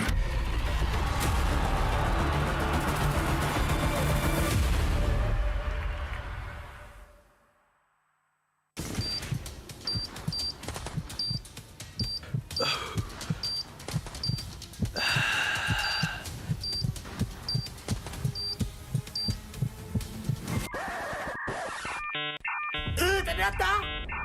Data habis? Jangan risau.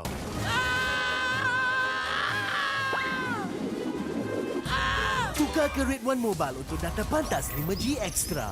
Nak peran data telefon, Red One Mobile kan ada.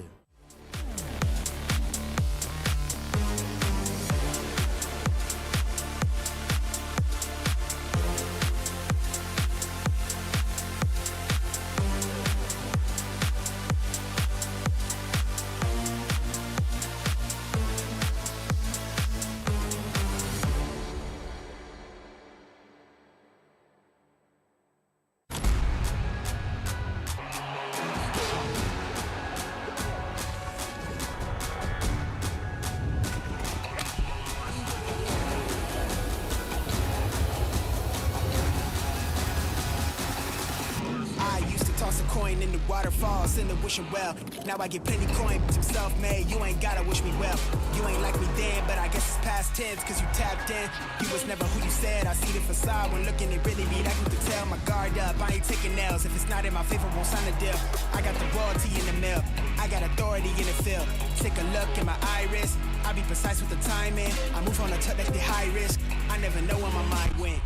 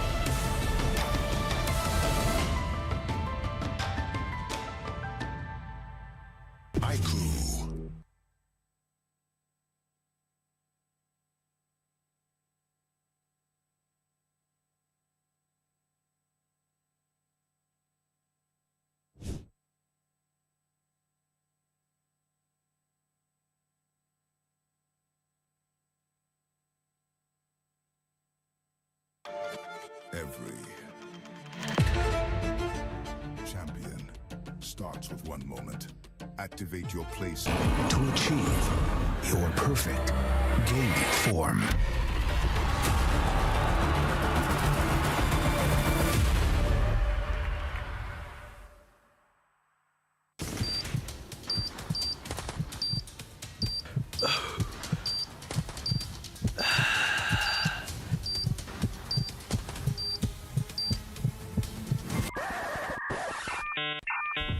data? Data habis? Jangan risau.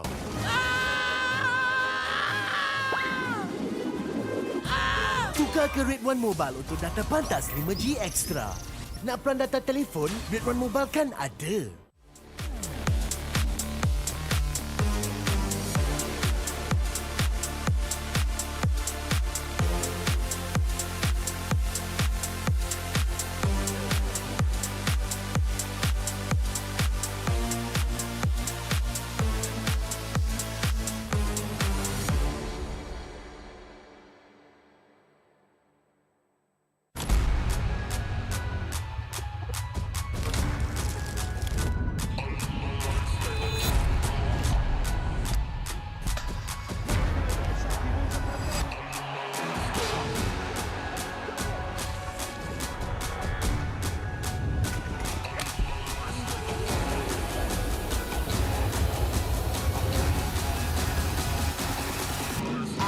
Toss a coin in the waterfalls in the wishing well.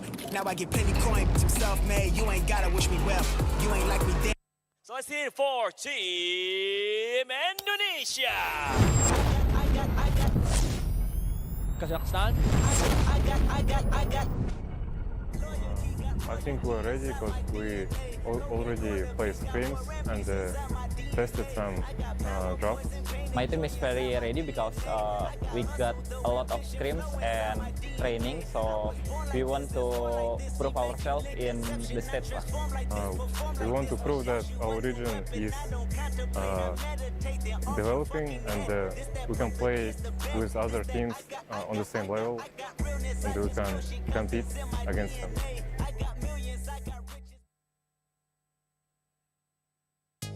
Welcome back, ladies and gentlemen, to WEC25, where all the proud teams from many different countries are here to prove that they are the best. And speaking of which, we're about to see the matchup between Indonesia going up against Kazakhstan. Welcome back. My name is Afel. Alongside with me is Husky. And so far, we watched Malaysia going up against Iran. That was an amazing bout. We got to see what the next matchup has in store for us. Our neighbor next door, Team Indonesia, they have been close rivals with Team Malaysia, and now we've gotten a taste of what the defending champions can do. Expectations are also high for Team Indonesia, but I think we come into this knowing that Kazakhstan, this is not their first time on the WEC stage. They've been here last year as well, finishing 9th to 12th. So that means that there's some experience that they can carry forward, and if Team Iran has shown us anything, is that Kazakhstan can also bring surprises. Oh, Mars, Boji, Assalamualaikum. Oh, it's a good thing they reply. Yeah. You want to give some... how are you guys? You guys are enjoying the WEC? Oh, you don't understand, Don't understand. It's okay, bro. It's okay, bro. It's okay. Enjoy your monster. No, bro. Sit down. Enjoy. Because right now it is going to be Indonesia going up against Kazakhstan. And like you said, it's not their first hurrah. Why are you guys still here? Bro. Duduk sana. These are our friends. We don't get to choose. Just it is what is it, you know? Yeah. It's sometimes it happens, you know. This is why choose your friends carefully. That's my life advice. Choose your friends carefully so that... I mean, if Rose is injured, we can get Poji. So that's okay lah. Yeah, they're gone. Unless Poji gets injured, and then we just have no one. Yeah, then that's where we run into a problem. Don't run. Gets into problems. Or run away from your problem. So get problems to whatever it is. Whatever it is, the elephant in the room is that we're looking for Team Kazakhstan to... Shout out to all the elephants out there. All the elephants in the room. All of y'all. All of y'all. Right now, we got to talk about the moolah, the reason why they're fighting here. Sure, pride is an amazing thing. That was also an amazing thing there, but hey, prize pool, man. 32,500, 19,500, and 13. I'm sorry, that's shout outs Indonesia, man. Shout outs Indonesia. That was worth at least 13.5. that was worth it, at least that. That was worth it. That's the money shot. I love it. I love it. These are the moments that make WEC memorable, right? We've had some great moments, great gameplays, interviews, team walk-ins, personalities, and now this is the holy grail that everyone is after, right? Yep. When you are playing for the pride and the glory of your country, prize pool is one thing, but the proudness that you feel. Exactly, right? Carrying exactly. that flag on your back. That's how you know they're practicing for the walk-in. Oh yes, right? absolutely. Walk-in everywhere, including in front of the cam. But now we got to talk about the schedule. We had 4 matches. We did just conclude Malaysia going up against Iran, and that was a clean sweep. 13-minute game and 12-minute games won by Malaysia. But this is going to be the closer here. Indonesia going up against Kazakhstan. I'm looking forward. I'm coming into this with the same mindset of the previous series where we clearly have a heavyweight contender, which is Team Indonesia in this case, and we're looking for the challenger to really bring the heat and show us what they have in store, because they have been here before. Let's take a look at Kazakhstan lineup with Baby Agop, Jirub Des, Olivin, Riz40, and Tash Tik. These are your 5-man for the team. Yeah, and in terms of going up against Indonesia, their lineup, like we did talk about mid trio, but I want to specifically go for the mid laner here, because we saw what Stormy was capable of doing with the Kimi, right? Ensuring a good way to invade the jungle, allowing for, even though you got engaged on, you can turn things around. So I'm looking at Ulvin, whether he is going to be prepared here going up against Indonesia. Speaking of which, we got to talk about their lineup here. We got Aran, Joe, Ezekiel, Kabuki, as well as Witty here. And again, Ezekiel, the Ghost of Jakarta, likes using artillery mages, something with a little bit more range compared to the opponents, even making a name using the Novaria. Not really a staple in the meta right now, but hey, we'll see what he has. Yeah, I mean, some of these players on Team Indonesia have lifted a world trophy before, so there are definitely no pushovers. Of course, Kabuki is also a very seasoned player in their domestic league. This is going to be a tough challenge, but no mountain is too tall to overcome. Yep, Witty the Wise as well. We got to see what he has in store when it comes to the roam position. But now with that being said, let's introduce the teams going on to the stage. From the heart of Central Asia, the Warriors forge in the vast steppe, a team that rises like the golden sun on the flag they carry. This is Team Kazakhstan!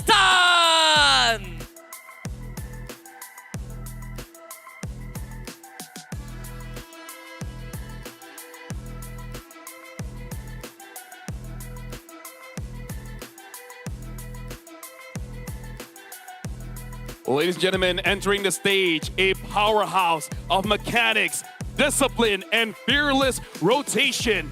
They are the pride of the land of Garuda, the red and white warriors. It's Team Indonesia!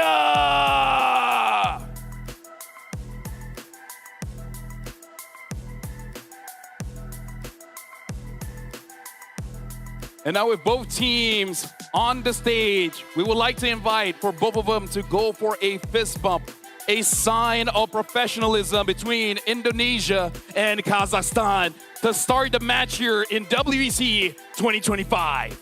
The last physical contact on stage before we hop into the land of dawn. Of course, heavyweights on one side and contenders on the other. Team Indonesia will have a lot of expectations to fulfill, and Team Kazakhstan is here to bring the heat. If the previous series has taught us anything, is that you always want to expect the unexpected, and we've seen versatility in the meta.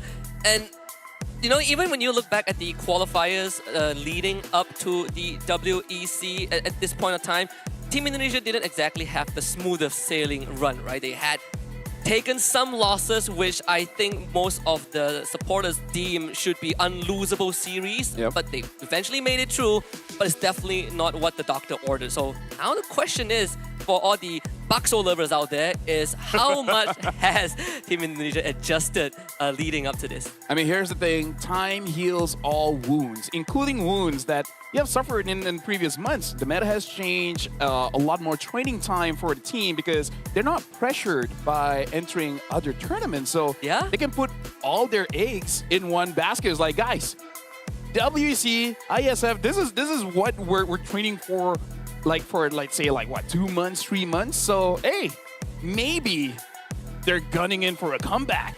Depending on how you look at that statement, it definitely stings for some of the supporters out there. Yeah, But still, it is that chance they did get close to a podium, or if you could consider third, fourth in the same stature as a podium, then sure, right? Last year they did have a decent finisher. Second place is good. Second place is definitely it's better. pretty good. They're not, well, the previous second runner-ups are not here.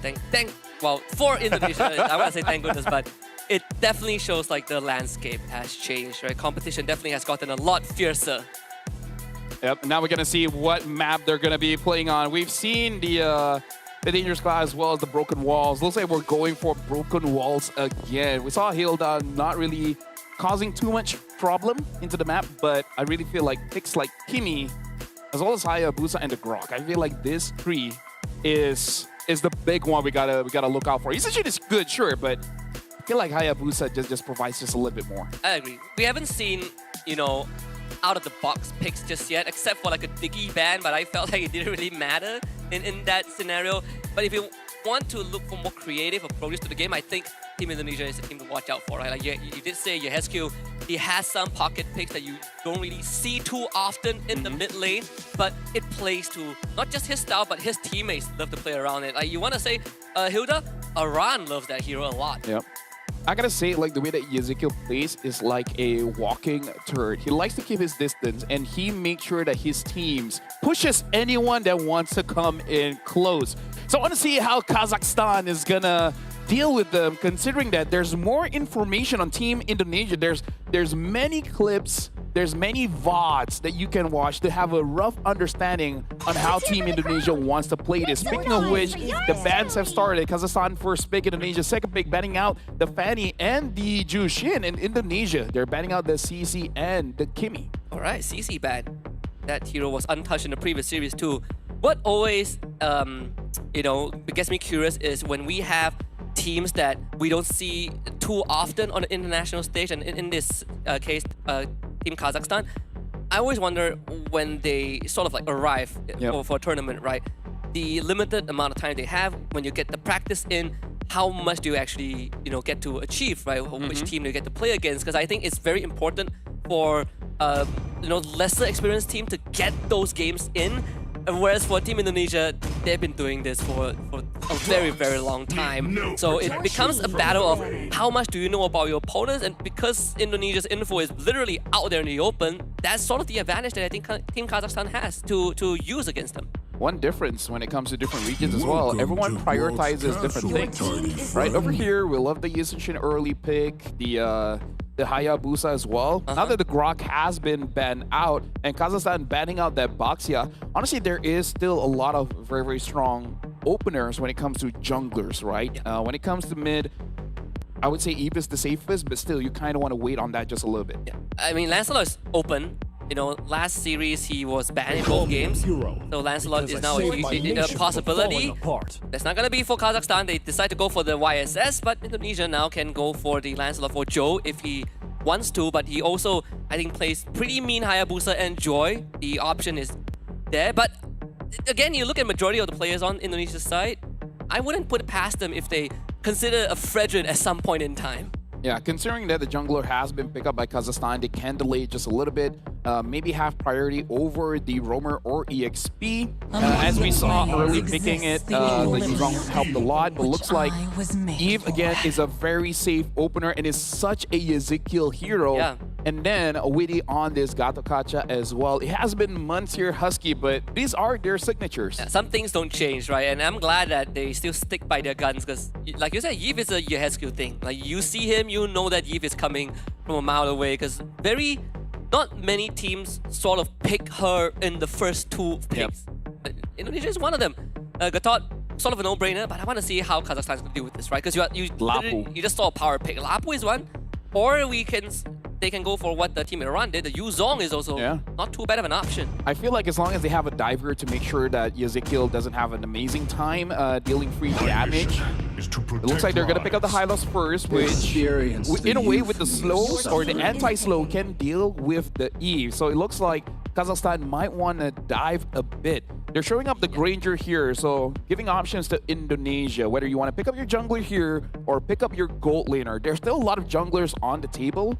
So I feel like if you want a Hive, this is a good time to pick it up. Yeah, I think you can leave jungler for second phase considering the draft sequence so far. Although I would say that Hylos feels more of a comfort pick. Right? Sometimes you go for comfort pick, sometimes you go for the right pick. In this case, I think it's more of a comfort thing.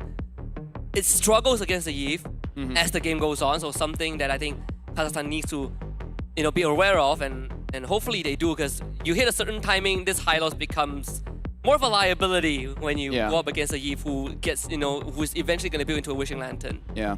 As a Hylos user, it's all fun and games until the Wishing Lantern is there.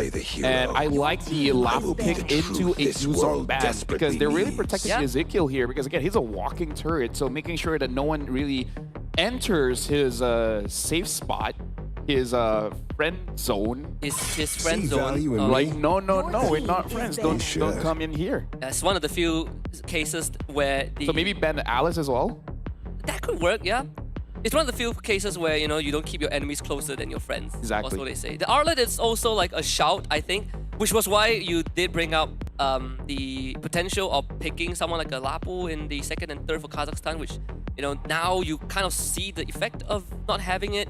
The XP lane might suffer a little bit for Kazakhstan. In my dream. Lunox ban, okay. But that kind of means that down the line, they might go for a jungler fourth pick and then consider whether they want something like a Uranus or Esmeralda, because in terms of jungler options, they're banning up the tank jungles here. Husky. Okay, now they ban up the Hayabusa. Lancelot is still there. If they pick up a Lancelot, there is a good chance they can just pick up Esme, Uranus, and just make it into a problem for Kazakhstan, and that's what they're doing. Exactly. I think if the Fredrin wasn't banned out, maybe Fredrin would have been in the equation too, so you're sort of just, by process of elimination, this Lancelot comes through, so we get the classic matchup. My biggest worry right now is that XP lane is a very hard role to fill. Right? You get the Valentina, sure, you steal the RWM, there's the AOG as well if you need, but that XP lane has so much burden on him. Right? If you find someone that is tanky, the Yi becomes a problem. You want someone that can dive. There's Esmeralda, sure, but again, Yi is a problem. Yeah. So now with Esmeralda being there, maybe Harvey got to be careful a little bit, same as Uranus.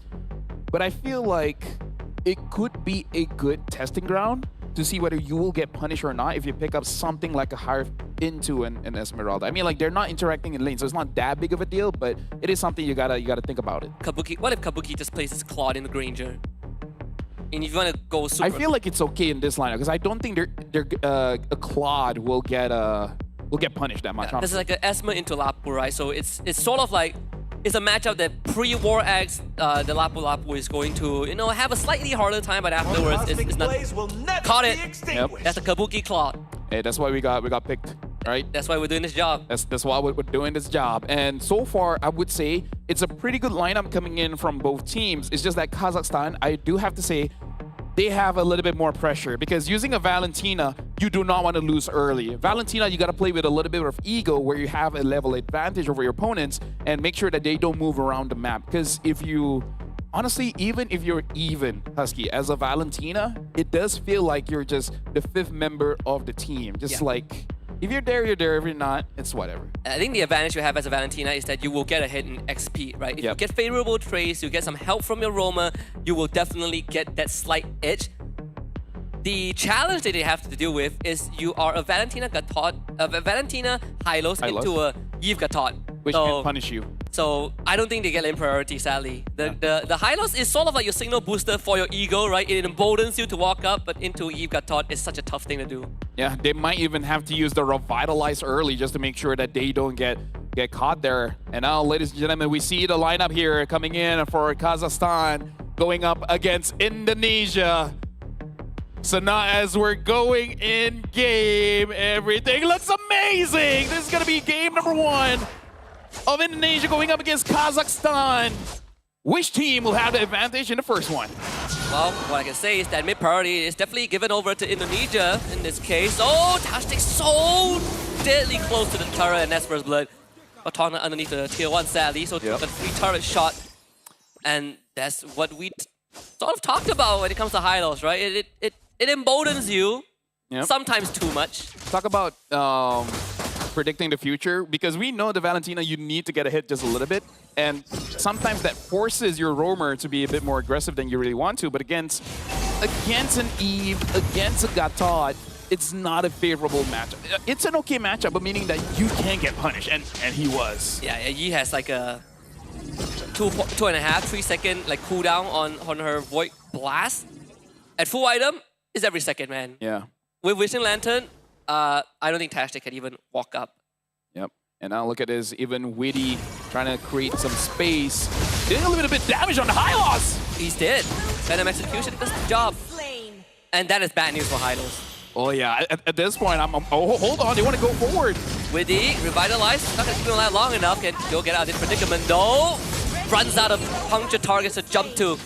So that's a transfer going over to the Yishunshin, which is pretty good. Now Turtle is about to spawn. A run is 4, but maybe Argo should keep him away. A flicker into the Raging Slash. Zero Dash trying to get away. The Landshaker not in range, and now Aran is gonna eat his own Landshaker from the stolen IMU. Ovin with the return.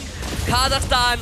Now we have to deal with the RWM. Witty hop onto maybe Argo. He gets out. The RWM doesn't do enough damage, but he should allow Joe to come back and contribution on the turtle. Ovin flickers away, and the objective for Indonesia.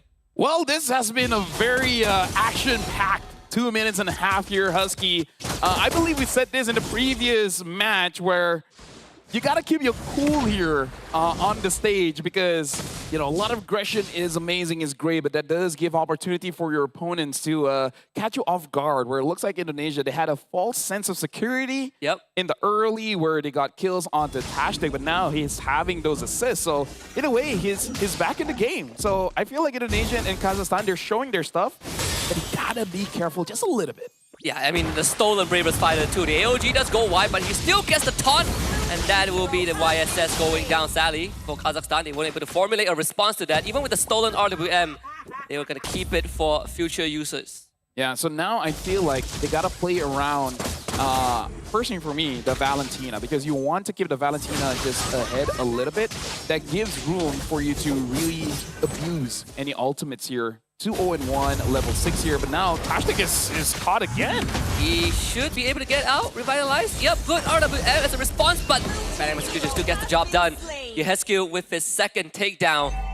Tastic needs to really start understanding that you are not immortal. And unfortunately, in this early game, if you're going down so often, it is gonna delay his items, and he's not the best scaling frontline, sadly. Yeah. And the thing is, as roamers, we do have this mindset that we're willing to die for the team, but at the same time, you can't die in the sense that it stops you from scaling, because even as a tank, you need to make sure that you're sturdy enough, right? You're tanky enough to open up the map, to initiate a fight, to actually sacrifice yourself for the better of the team. So I feel like Tastic, he needs to farm just a little bit. Oh, they get the RWM. Mountain Bolt also comes in too. Witty able to get away. Kabuki with Blazing the Web forces 2 members of Kazakhstan back. Kabuki flickers Ujiro Des and actually finds the kill. That means Team Indonesia will be able to go on to the turtle. A good attempt for Kazakhstan, but they just don't have the numbers. Yeah, from bad to worse. Ezekiel now having the glowing wand. Joe looks like he's able to get the turtle, and honestly, nothing much that the Esmeralda can do now that the glowing wand is there. More damage on more HP, but more importantly, healing is cut in half. And almost everyone from Kazakhstan here does want some healing. And the fact that Kabuki is running a flicker on this Claude and he's able to get the kill, early kills, is always bad news for teams going up against him. No, they also lost their Granger. Risk 4T going down to Aran.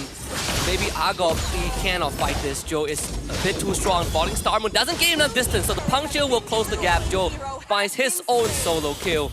Witty, we would stand here, they use the Mountain Shocker, so vision on Indonesia granted. Ujiro Des can't get the follow-up onto Joe, he's 2 levels behind.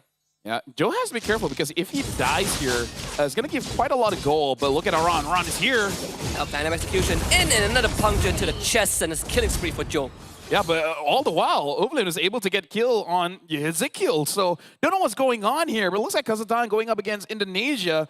Our observer can't catch a break here, Husky. There's always fights all over the map. You know what they say? Sorry, observer. Bringing the brawl to a team that is known for brawling.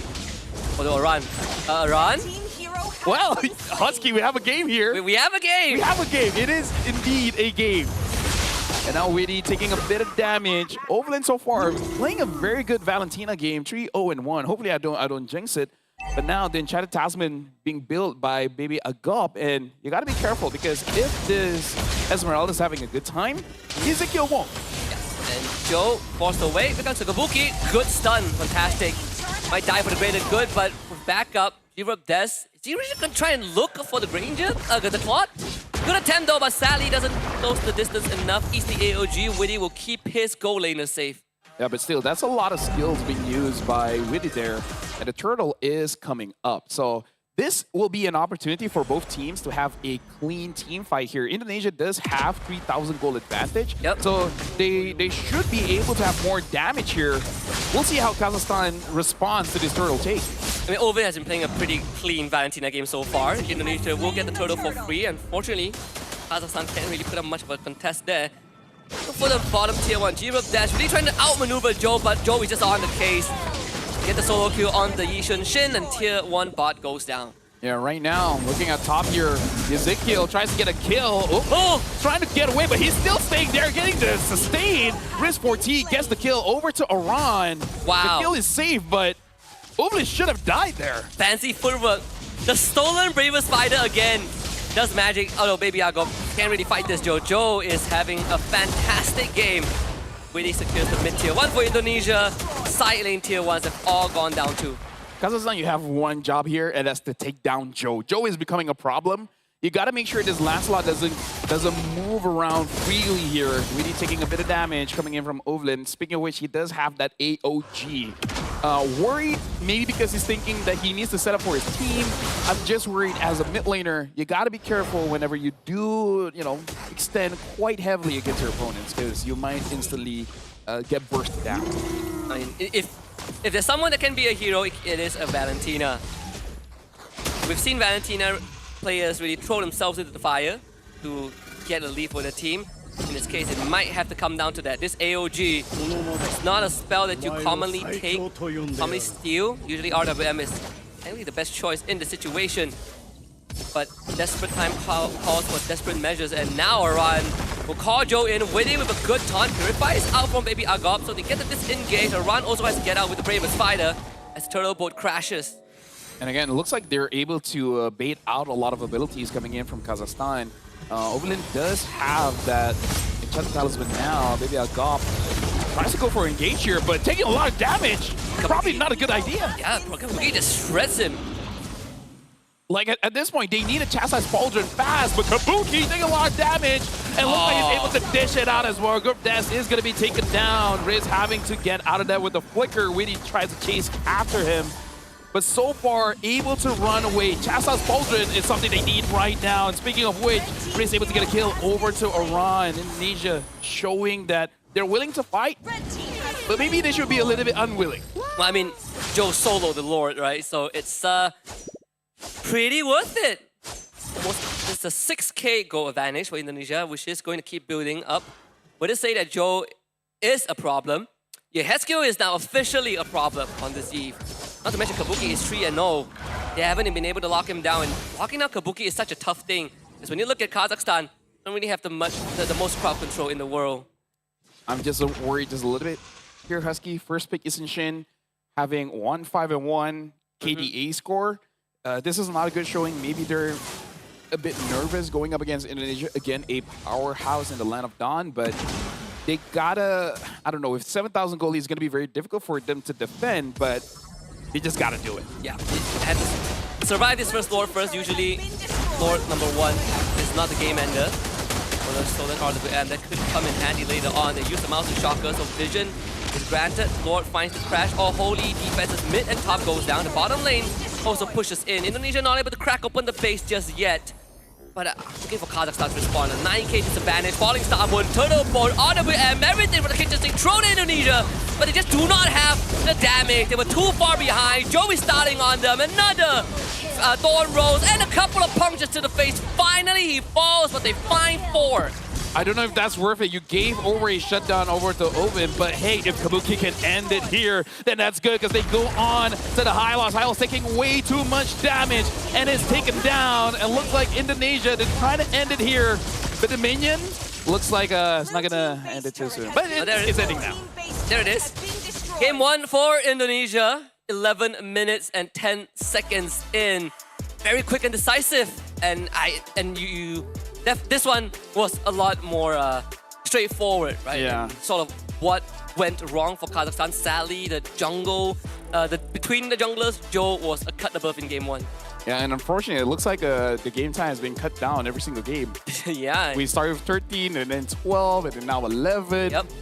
If we're able to do it in 10, that's a WEC special, I guess. But still, it has to be addressed. This is an international, a world tournament going up against Indonesia, being a strong region. The roamer, the jungler, whatever is going on behind the scenes, because we can only speculate here, Husky. We don't know if there's an argument backstage and everything like that, but they gotta calm down and they gotta get their head into the game. As a roamer, your job is to die, but there has to be a purpose behind it. Yeah, you can't die aimlessly, right? I think it's also Widdy was getting so much space on this Gatot. Like, he was just running into people with a taunt charge up. You see it from a mile away, but you cannot dodge it. Something that I think Kazakhstan also needs to address, because this clearly was sort of what was breaking the game apart for them. Despite, for me, the only outlier is Valentina. I think we've been playing a fantastic Valentina given the circumstances. But the jungler, the roamer, gotta step up. Yeah, for sure. I don't know if they're forced to play meta. You know, like Yusichin is the meta, so okay, play that. But if you have a different comfort, maybe at that point it's better to go for that comfort, because I feel like the biggest thing that we got to talk about is they're unsure when and how to engage, right? Because many times we see the high loss using the ult to start a fight, but even us as casters were like, that's not a good position to fight, and that's not a good time to fight. Your jungler is like, look at this, 6,000 gold for your deaths, and Joe has 10,000.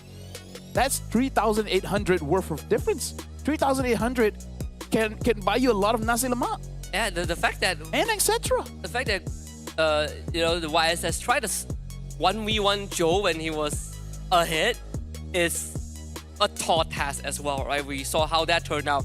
And then Baby Argov did the same thing and also ended up getting solo kill. There are definitely some holes to plug. The game ended with almost a 10k gold lead too for Indonesia at the end of it.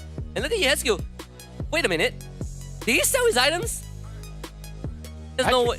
No, because he had a glowing wand. Yeah. I remember that. So maybe he did.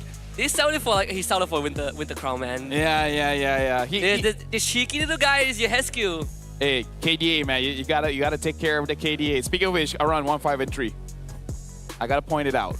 I mean, some people did say he takes turret shots like a good boy, you know?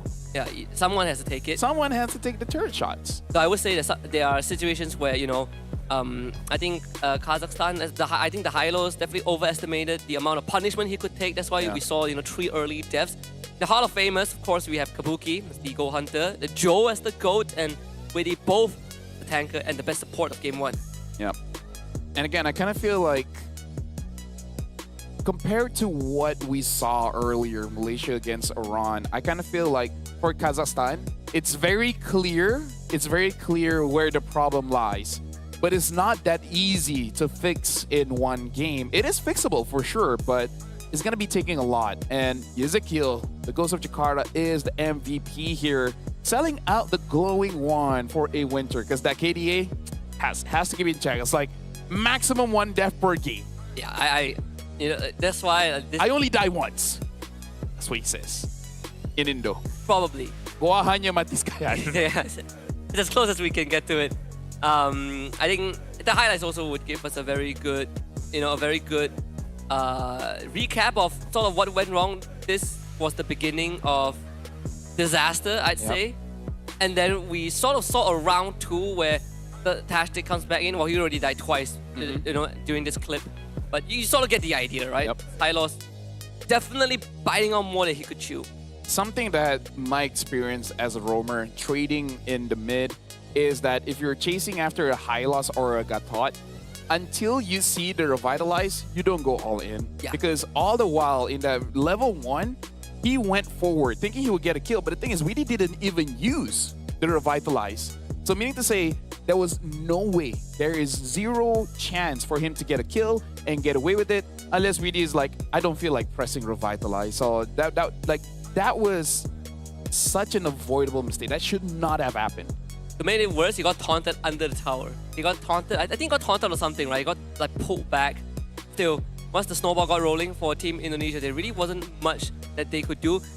Like this fight, if Indonesia wasn't close to 10k ahead, I think Kazakhstan would have a great chance of turning it, of making that base defense work. Yeah. I mean, what could be an advantage is that Indonesia seems to be pretty confident. And I read Sun Tzu's book of the Art of War. The Art of War, which is use your opponent's confidence against them. When you're strong, appear weak. When you're weak, appear strong. It's like the strategist, Zhuge Liang. Zhuge Liang, when yes. he has to face off against an army that outnumbered his own, he sat on top of his castle walls and played the flute or something. Yeah, and then it was the flute or something. Yeah, the show of confidence. It scared people off. Fun fact. That's why I'm always confident. Team Indonesia actually had the fastest game during the qualifiers. I think it was like 6.5 minutes. I could be wrong, but it's that fast. So I wouldn't be surprised if they cut down the game duration again. By 1 minute again. By 1 minute again. 1 minute at a time. 13, 12, 11. It's pretty impressive to end the game by the second turtle, I'll tell you that. Yes. Yes. That's what they did in the qualifiers. So right now, it's really on Kazakhstan because I feel like Indonesia, they made a lot of whoopsies, but it's not punished because one of the main damage dealers, the jungler, was 1-5-1 at one point. So even if they do mess up, they're not going to be punished that hard, and the roamer is punished 2 to 3 times in the early game so that they can't even open a map, right? Like, your job is the front line, but you can't front line when you're down in EXP and gold. And not to mention, like, Widdy's Gatot was just walking into engaged range. Yeah. Every single fight, which, you know, kind of poses a big problem because the Hylos couldn't hold the front, which was also something that we brought up when we watched Malaysia against Iran, where if the Hylos is the sole front line, there's a bigger problem to be solved. But sadly, because of the draft sequence, the XP lane, no matter what was picked for Kazakhstan, they have too many holes to fill. So game 2 is going to be quite a challenge, right? Forget about game 1. I think focus on what can be done in game 2. Maybe the Hylos has to go, because I don't think that Hylos is the right choice given how they want to approach the game. And if you see Ezekiel picking up that Eve early again, maybe pick up the Lapu early. I mean, honestly, the Esmeralda wasn't that bad. If their mid trio was having a better time, I would actually be confident that the Esmeralda should be able to do quite well later on.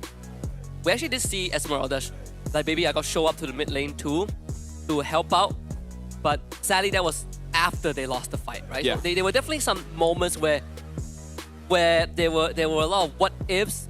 What if I was there like 2 seconds earlier? But it goes back to what you say. The challenges that they face is definitely more dire than what Team Iran faced earlier on, where you have a lot more holes to plug. But let's look at the map that we've been playing. Dangerous Grass for once. So this is going to, I think, favor Indonesia a lot more. They love it. Yeah.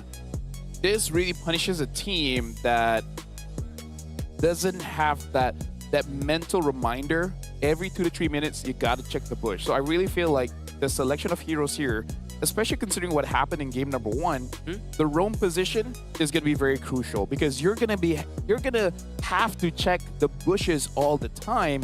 So if you die level 1, that's a big power spike for your opponents because they get to control the bush, and like Tigreal said, whoever controls the bush controls the world, probably. Not only that, because it's Dangerous Grass, it means that there are extra bushes on the map, which also covers a big part of your jungle. So losing out map control in the early levels means you're indirectly losing out your jungle control, which in this case, unfortunately, are two of the weaker links on Team Kazakhstan, right? The roamer and the jungle. So if there's any time to emphasize on fine-tuning the approach in the first few minutes, it's going to be those two players. One hero that we don't always talk about, but I feel like it's amazing in Dangerous Grass is actually Cho, because he can go in and out of bushes relatively safe, and there's a lot more angles for you to get a good kick in. So I want to see if any of the roamers will be using the Cho or maybe even a Cho Gold just to make sure that you give less mercy to your opponents. There's another one, right? Like Guinevere also. Yeah, Gwyn, yeah. Any catch heroes, honestly. Yeah, Guinevere, Kaja Franco is like one of the more classic ones. Let's take a look at the draft coming up, because I want to see if there's an adjustment for Team Kazakhstan, who will be on the red side this time. Kimi banned by Indonesia. Yep. So Kazakhstan, they did ban out more tank jungles. They banned out the Baxia. I wonder, considering what Joe did, do they want to change the script a little bit, right? Ban out the Lancelot, maybe even ban out the Hayabusa, because between the Hayabusa and the Yisun Shin, the big difference is it's harder to catch a Hayabusa. At least it's harder to catch an amazing Hayabusa. Yeah, it's like literally boxing with shadows. We saw some guys showcase Hayabusa early on too from Team Malaysia. It proved to be quite a problem. Granger ban, so wow. So Kimi and Granger banned up by Indonesia. We see the Drusin banned by Kazakhstan. Definitely a switch up from both sides.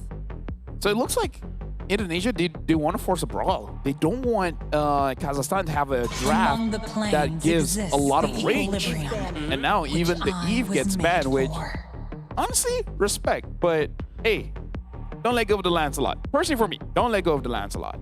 Yeah, but they don't really get to choose unless they ban it. Yeah. They are on red side. Team Indonesia gonna ban.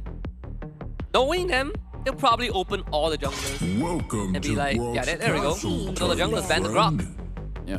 They just don't want to get punished by range. So now Kazakhstan having the final ban here, and unfortunately, quite a lot of strong heroes are still in the pool. Just from the junglers, we talk about all those assassins. When it comes to the mid laner, the thing about Ezekiel is that he has a lot of options. It looks like the Baxia still gets banned here. Indonesia, honestly, they don't have to.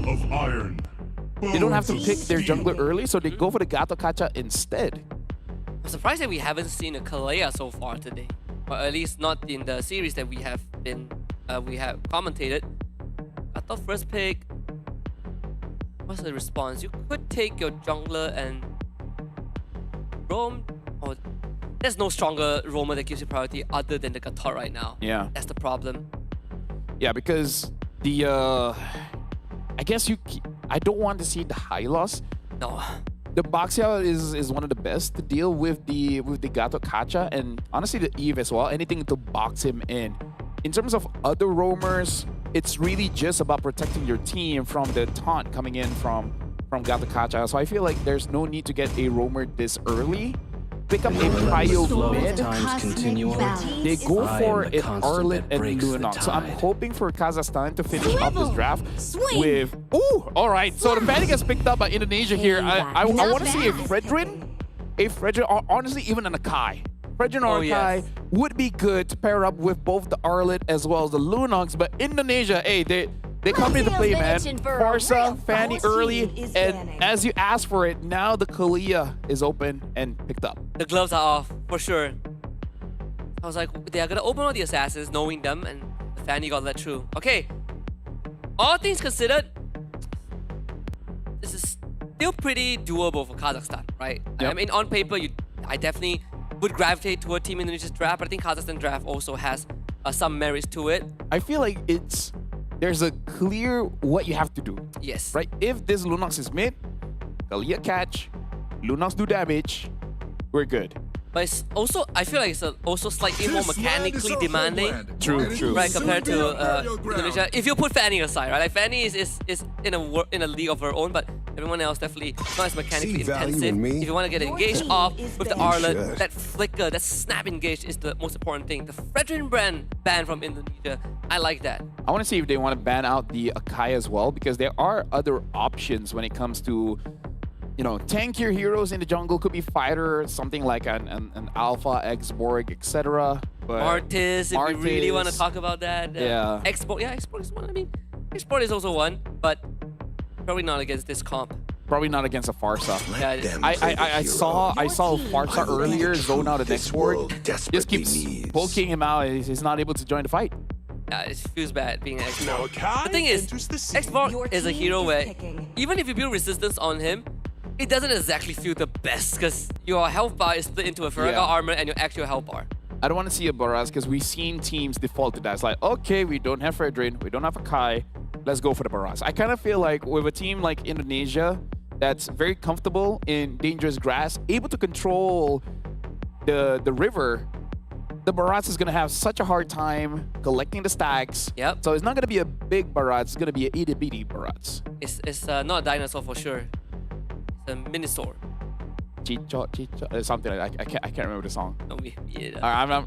I'm gonna leave that to Mars. He's the which pro. now I think is a good time to talk about. Maybe we just need more tank junglers options down the road.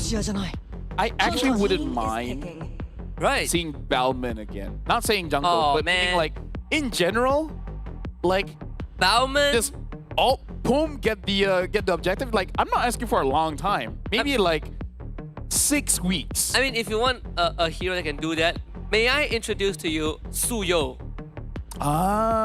Which does the same thing, but better. Yeah, but I don't like going up against the Suyo. Suyo is hard to catch. Balman, not that hard. And Balman is a new player friendly. Speaking of which, Natan gets picked up and Defovius. A good counter matchup against this Arlet. Wow. Okay, Guinevere jungle. Valor and royalty. No way, Guinevere. Right? Leo. Whoa. Hey, talk about flavor.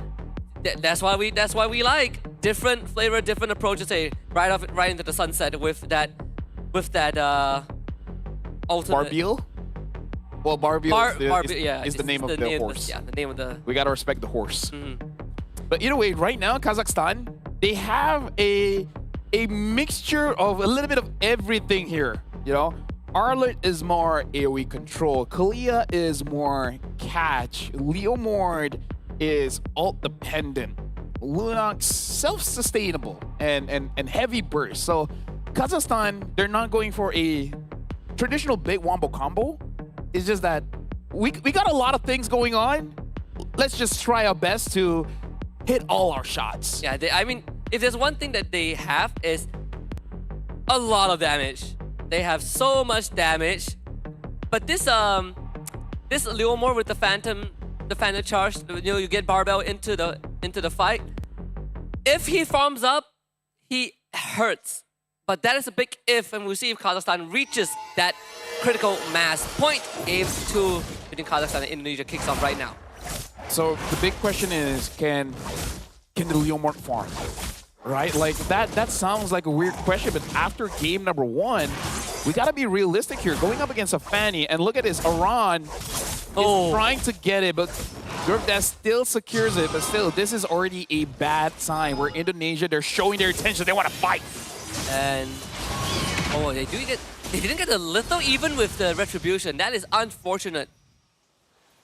I mean, like, again, a big sword from Leomord does a lot of damage, and this time, it's nice to see that Kazakhstan, they're not pushing their advantage so much. Oh, look at that! That's gonna be first blood.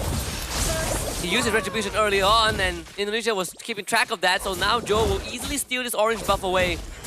There's nothing that Tashik could do. He gets vision, he calls Risk 40 in, but this Harif doesn't want to participate, so orange buff is gone, will be forced to flicker out, as disaster has already started happening for Kazakhstan a minute and a half in. Like it or not, this Leomord requires a bit of time. It requires some items, because what you want to do is get opponents low enough and then you execute them one by one. But you can't execute them if you can't, you know, push them low enough. So Kazakhstan, they got to figure out how to slow down the game just a little bit. Allow the laning phase to extend and don't let go of a lot of turrets. I feel like you're allowed to let go some turtle. Considering that you're going up against a Fanny, they might not even rush that. And you might even be able to punish that. But how about let's all get level 4 first and then talk about fighting the Fanny. Not only that, they actually have the means to bring people down for the critical hits to come through, but it's just that they need to execute it.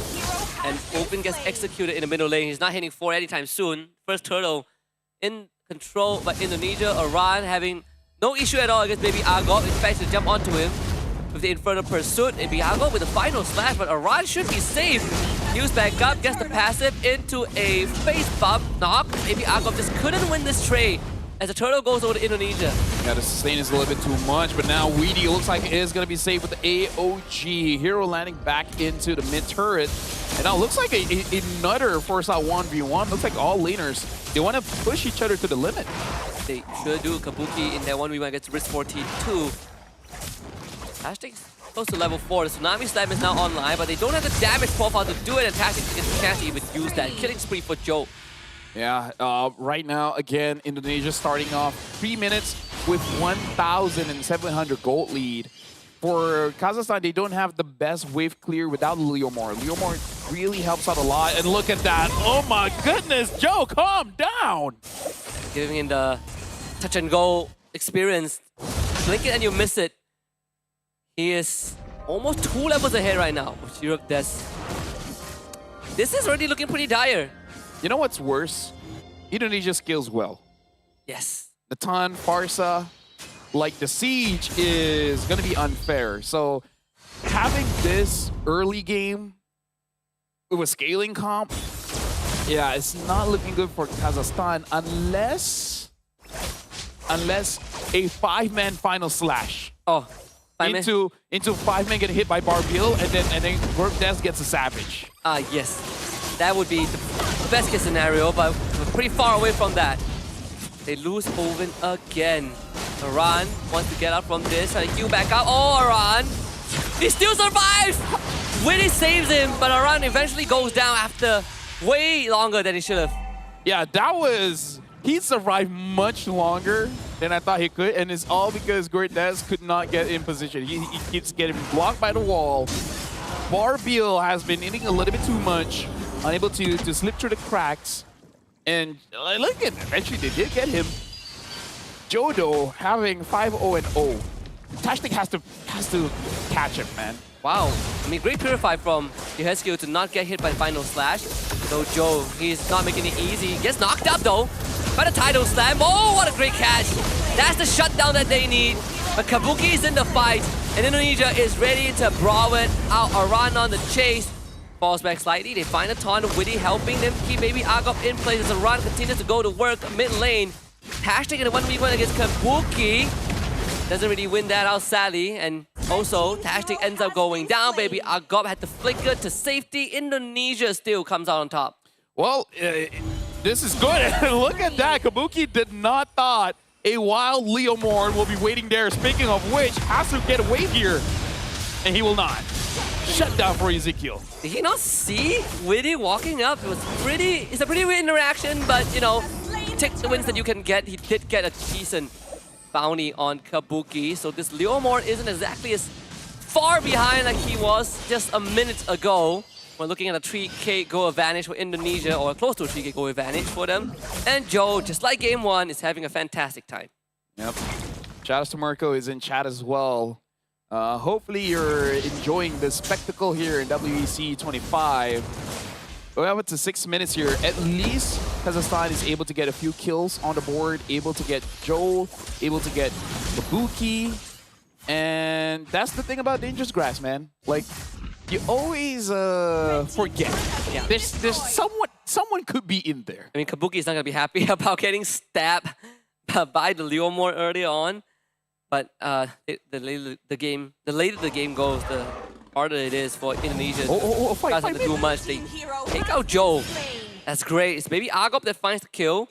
But it's control over the objective for a little bit, but Turtle doesn't spawn for another minute.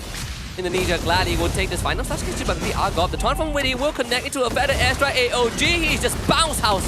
And sadly, Tactic is a bit too late. They get a bottom tier 1, but at the cost of their Arlet. Hey, I feel like they'll take that trade anytime because the Arlet honestly is causing a bit of problem here for Indonesia, so I don't blame them for making sure that the chain CC is enough, the damage is enough, because he's been escaping death a little bit too much here.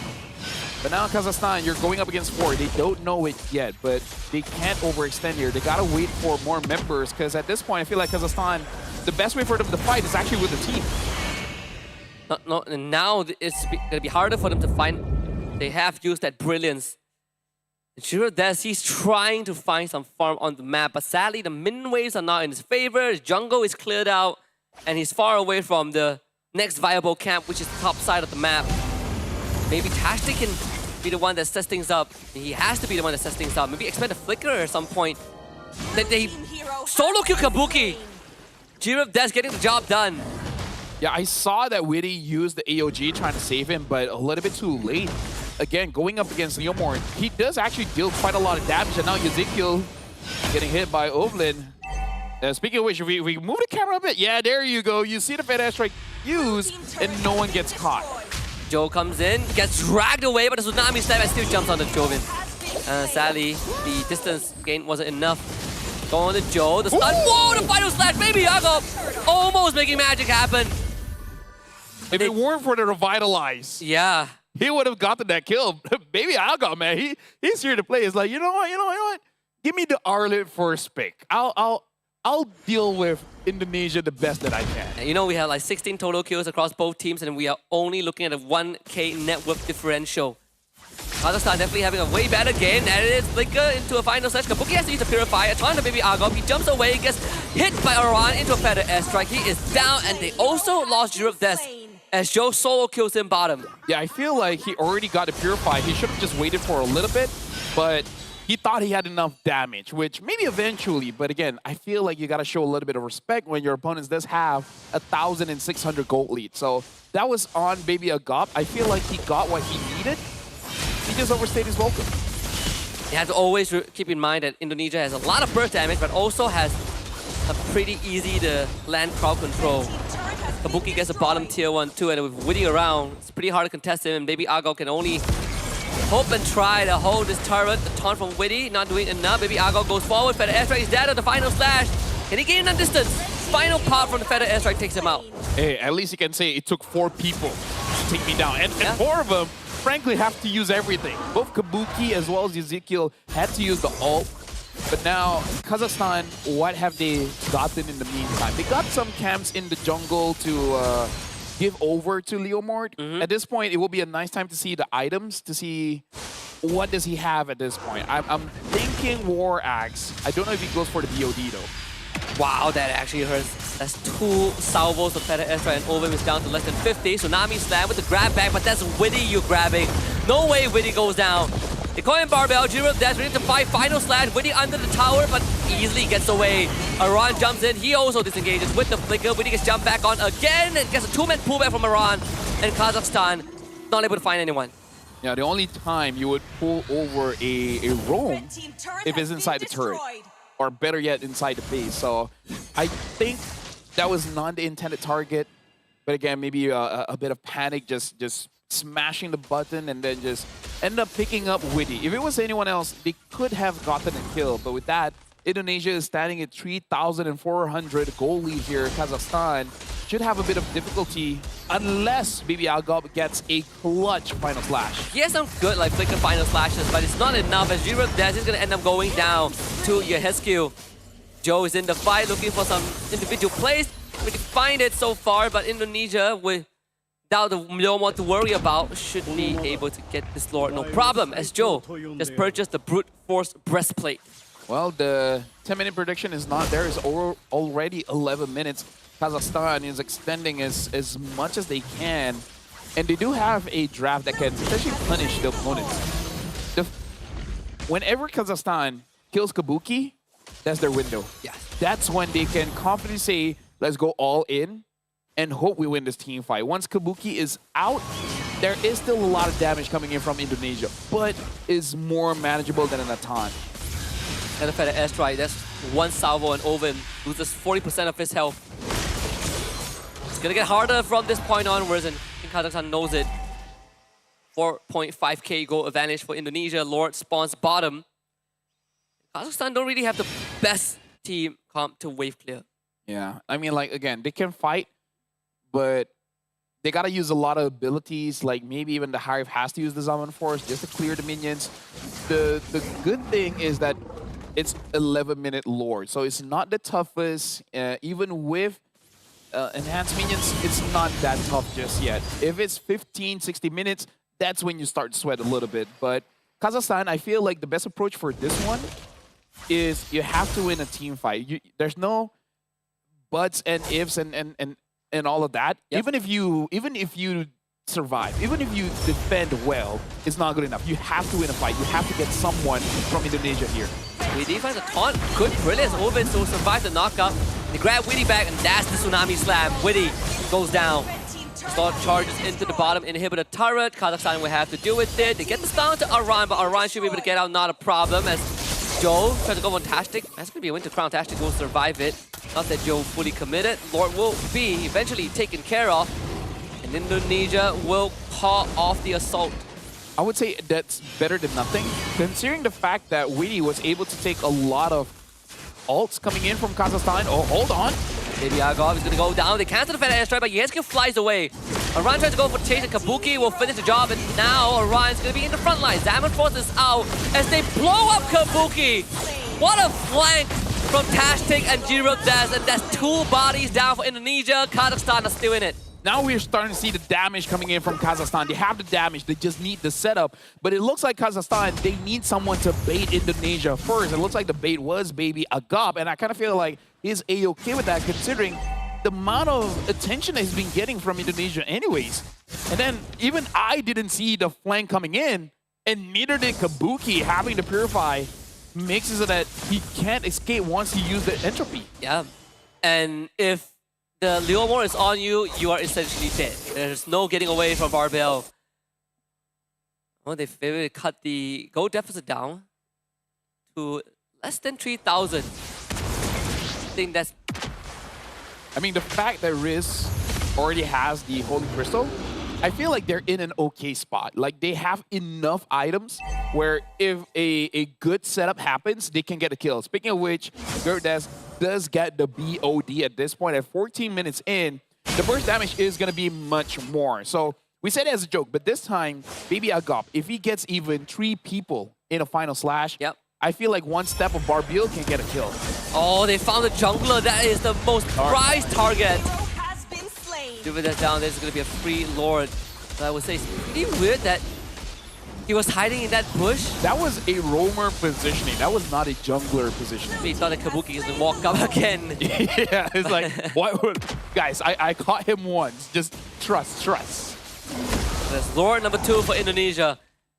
And whatever control that Kazakhstan has gotten early on, or at least wrestled back, now completely handed back over to Indonesia. Feather Airstrike used, doesn't connect onto anyone, only pops the Athena shield for Baby Agop. It's all about the structures. Kazakhstan has a lot stored for them to deal with. I mean, they force Indonesia to use the ults, but with how the Lord is moving, they're gonna be having the ults again for the push later on. So I want to see a flicker final slash, and this time, oh, he already commits to it. You think he's taking a lot of damage. Wow, that was just one ability. So there is hope. As long as the cooldowns are off, there is hope that the damage is going to overwhelm Indonesia. Actually, it's actually most durable without Witty and Aran around, but even then, if you could bring them down to less than 50%, this Leomord will cut through them. Speaking of which, the Leomord is actually clearing the waves quite well. Ah, he's doing so much damage. Brilliance deals another Barbiel. Whoa, yeah, but he's trying to catch with the taunt. Indonesia, are they going for this? Looks like no, they're just gonna wait for the ult to go down. But at 60 minutes, he's gonna have that ult in roughly 15 more seconds. So yeah, this is actually dangerous for Indonesia here. I mean, 2 successful defenses for Kazakhstan already. Of course, the margins of error still pretty minute. What? That entropy looked dangerous. Because Kabuki didn't take it, thankfully, because that would have been his death.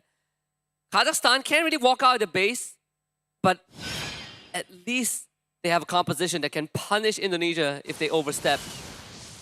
Yeah, I mean, like, here's the thing. One step from Leomord, right?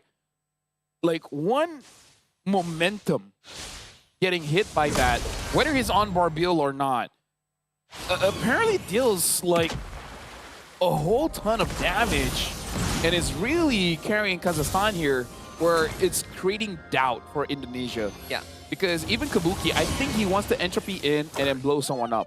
But it's like, what if I get stepped on by Leomor? Yeah, if you don't like take out the Leomor from the fight and he gets an opening in, he destroys your health bar.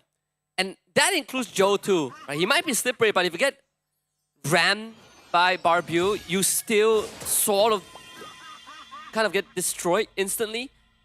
50 seconds until the third Lord. This is the longest game so far, at least for the open division. So Indonesia still have the lead, but it's not as big as... It's not comfortable. Yeah, it's not something comfortable like game one, right? This is definitely a comeback-able game. Look at this. They are just waiting in the bush, and they found Kalia. Small price to pay. Immortality is going to be expended, though. That's something that will sting a little bit for Kazakhstan, but better the Kalia than anyone else. But look at this. Gurv Des. Again, the positioning is very dangerous, but maybe they don't know. They don't know. It's cooking. It's cooking. They don't know. Shh. Get something. Oh, Kabuki! Oh, Kabuki! Oh, Kabuki is gone! And even forcing out a flicker from Iran, I was worried a little bit because it looks like he was going to miss Barbil. They even caught Witty. 2 Witties down for 35 seconds.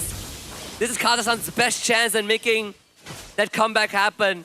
The only thing standing in their way is a potential steal from Joe, but he's not even going to try. Kazakhstan gets the third Lord of this game. Who would have thought that the Leomord, this pocket pick, this Kazakhstan hero, is giving them this opportunity to take a game off of Indonesia? I mean, like, we had clean sweeps the entire day here, Husky. Oh, it would be quite the record if this is what it takes. If this is what it takes to take down Indonesia, I'm all for it. Or at least this new game. meta. In new meta. The Golden Steed, they call it. Like the Rising Sun. We just say that you can't ride Barbu into the sunset. And this could be it, this third Lord. Let's see how much damage they can do, right? It's not enhanced yet, sadly. It's not evolved yet. So, definitely not the final form of the Lord. But just look at the state of the map. Kazakhstan are now standing out into the open. They are now commanding respect from Indonesia. These bushes are no longer safe. If Kazakhstan is able to force out a few abilities coming in from Indonesia, and look at this, even a potion being bought by Gurv Des. Usually in this point, we see junglers saving gold for a change of Winter Crown. Yep. It is like, you know what? Damage. Damage, bro. You can never have too much damage. You can never have too much damage. All right, let's see. They get this Lord to crash. Witty is going to hold it. Maybe Agop. It's stunned off, sadly, so this Lord will not get the crash pop inhibitor. But the airstrike expanded very early on Indonesia with a successful base defense. But hey, at least they get the second tier turret for both mid, and looks like they're going to get bot as well. And Joe, we can see that now he's aware that if he goes in, there's a lot of bursts, right? Yep. Bursts coming in from Open, Gurv Des, and honestly, Baby Agop, even if he doesn't kill him, all the chase, all the stuns, is going to give enough opportunity for the team to eventually do something about it. Speaking of dangerous grass, talk about dangerous grass. They're just standing in positions that you normally shouldn't be allowed to stand in. And it has paid off. Immortality just got bought as well. I would assume he sold his boots for that. Now the tough question for Indonesia arises, right? You have 2 heroes on Kazakhstan side that can literally one-shot you, right? Lunox and the Leomord. Speaking of which, Tastic will be able to flicker the safety. There's no more Feather Airstrike, no Entropy, no AOG. Kazakhstan forcing out some key abilities from Indonesia at the cost of a Tsunami Slam. And now Lord number 4 is on the map, and Kazakhstan are looking good. Yep. So now the Lord is up for grabs, 21 minutes in. This is going to be a tough Lord. Looking at the bottom wave, Kazakhstan has to manage that well to make sure that there's no shenanigans coming in from Indonesia, because a backdoor is possible. So look at this, already crawling in bar build just to push them away, but that's going to go down soon. Indonesia's just waiting it out. Yeah, no bar build means you got to reset the Lord, but they might not get the chance as they lost Gurv Des. Tactic goes in, but he's also slow on the trigger. He might go down, Iran Darkwave flicker forward. Purifying does get used by Riz, but this Iran is so hard to take down. Gurv Des needs some help from his teammate, and maybe Riz will come through. Witty ends up going down. But Kabuki has the entropy, Group Dash, Immortality comes out, Riz ends up falling, Group Dash could not survive, Kabuki saves the ship. And Indonesia will be the one that claims this victory as a Heskill clears out the bottom wave. All members of Team Kazakhstan eliminated from the fight, and Indonesia, after a 22.5-minute slugfest, will take this best of 3 in a 2-0 fashion. Congratulations to Indonesia for closing things out 2-0. But that was a close one. Kazakhstan could have won the game, but again, the wrong calls were made around the Lord, where I feel like they should have understand how they were supposed to play with it. But again, like blunders, man. Using the Leomord ult, and then allowing your Arlet to get caught, and then the Kalia was slow to catch someone out. Like, it's just a series of unfortunate events for Kazakhstan. Yeah, I think in that moment is more of the experience showing through, right? But hey, I mean, Kazakhstan gave us a pretty good game too. After the game 1 that they got dominated, that Leomord was a special flavor. Let's have Rose talk to Team Indonesia about that 2-0 win. Team Indonesia getting another 2-0 clean sweep on the opening day of the WEC 2025. And from Team Indonesia, I am with Witty and Yehiskil. Hello, boys. Welcome back to Malaysia. Hello. How are you? Very fine, ma. Very fine. Did you miss Malaysia? Because if I'm not mistaken, the last time Team Liquid or you boys were in Malaysia was on February, right? Yeah. Did you miss Malaysia? Very miss. What about you, Yehiskil? Did you miss Malaysia? I miss Malaysia. What do you miss about Malaysia? Nasi kandar. Nasi kandar. Yeah. For Yehiskil, it's nasi kandar. For Widit, nasi lemak. It's really good, right? Now, let's talk about the game a little bit. In game 1, you guys looked incredibly dominating. It's like 11 minutes, no? But in game 2, you guys struggled a bit. Did you guys struggle because of the Leomord? Did it like surprise you guys? Yes, they surprised us because of Big Leomord. Yes. Now, the Leomord, do you think it's a viable hero in this patch, or is the Team Kazakhstan just really good at playing Leomord? Yes, Leomord is very playable, very good. Do you think that we will see it from the side of Team Indonesia soon? Yeah, of course. Wow! You know what? I have a question. This might be a little bit personal, it might be touching, but coming to this competition, I realized that there was a lot of doubters with regards to the lineup. A lot of people were saying, oh, you guys can't make it and all that kind of stuff, which I know is very sad to see. So what is your goal? What is your mission to achieve this WEC? Our mission just play our best, and then result will come as the God says. Wow, the results will do the talking. I really like that. You know what? Congratulations on a well-deserved victory today. Is there anything you want to say to the Indonesians and all the fans that are watching back home? Keep supporting us. Thank you very much, boys. Congratulations once again. And with that, that is it from Rose for today. However, we're going to throw it back to the casters to break down what happened today. Thank you very much, Rose, and congrats to Indonesia. Apparently, Eterna hit glory, so... Congratulations to Eterna. Now you're a caster. You're officially one of us. You gotta hit 50 first. Yep. 50. So we need to talk to a few guys on the roster. Yeah, we had talked to a few of our colleagues. We've been working together for quite a while. At least mythic, yeah. At least. Yeah. It's a low bar to clear. 50, right? 50. Bro, like... Okay, we say 50. I'm talking about Zan. We aren't even 50 yet. It's because, you know, we're busy trying to get them to climb. Exactly. But speaking of which, that Leomord though. Like, I want to see more of that because I feel like it's an idea that hasn't been fully flourished just yet. And I feel like all the other teams, men and women, they're looking at it like, now hold on a bit. It's workable. Howdy, partner. It's not the first time we've seen Leomord jungle work out. We have seen it before. It's a very rare occurrence. But hey, shout out to Zayed, who did play the Leomord jungle before. I definitely felt like there were some risks taken. And it also came at came at the the scenario where Indonesia aren't aware of the possibility because you don't play against a Leomord jungle that often, so you wouldn't expect he was standing in where a roamer usually does, and then you get two-shotted. But still, great idea from Kazakhstan. Didn't work out, but it opened up more possibilities. But I feel like this also asks questions about the state of the Indonesian team because they are strong for sure, but we're seeing signs of weakness here and there. So moving forward, hopefully we see some improvement throughout this competition because in my experience, most international tournaments, they have their own pocket meta where day one, standard.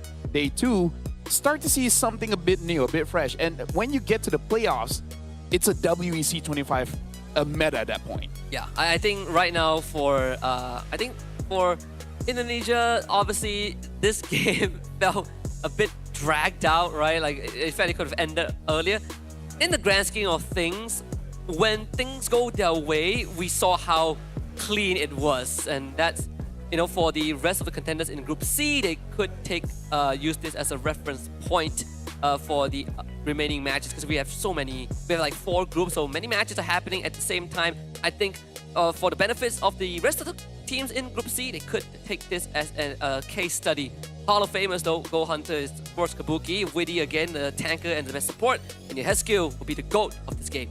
Yeah, I gotta say Ezekiel has been the centerpiece of the team, which again, as a mid you are, but he's doing quite well in terms of zoning the opponents out, opening map, giving vision, but ultimately dealing the damage. So I'm really looking forward to see how Team Indonesia will perform against a team that has a very sturdy EXP laner. Because the thing about mid, you're only as good until you meet a scary EXP. Yeah. I would even say more scared of EXP than the jungler most of the time. I agree. I think that the mid laner is such a delicate, fragile role to play, right? A lot of things to kind of take care of.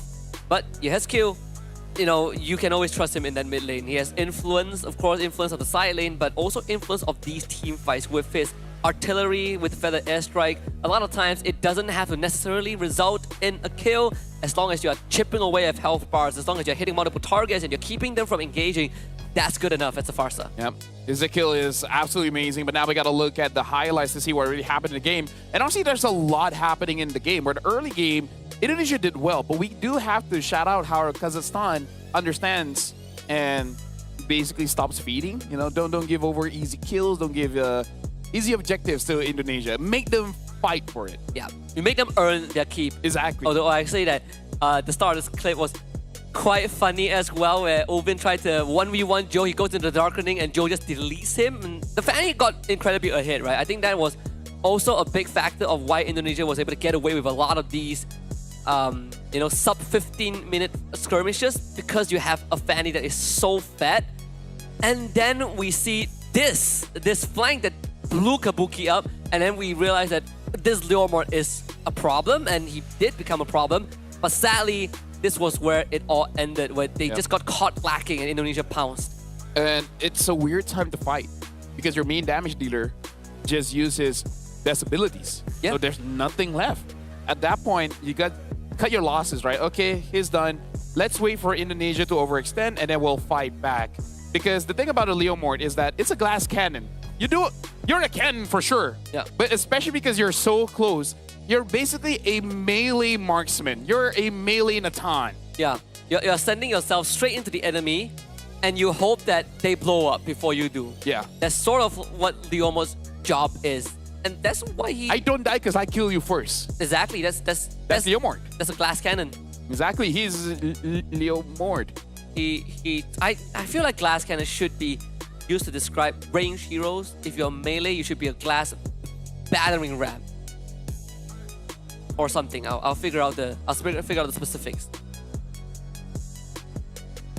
What? You know what? Been a great day. End it here. Thank you everyone from all across the world watching WEC25. It has been an amazing day. Thank you very much, Husky, except for the last line. My name is Vel. This is Husky. We'll catch you guys tomorrow for more WEC25 action. See you guys tomorrow. 3,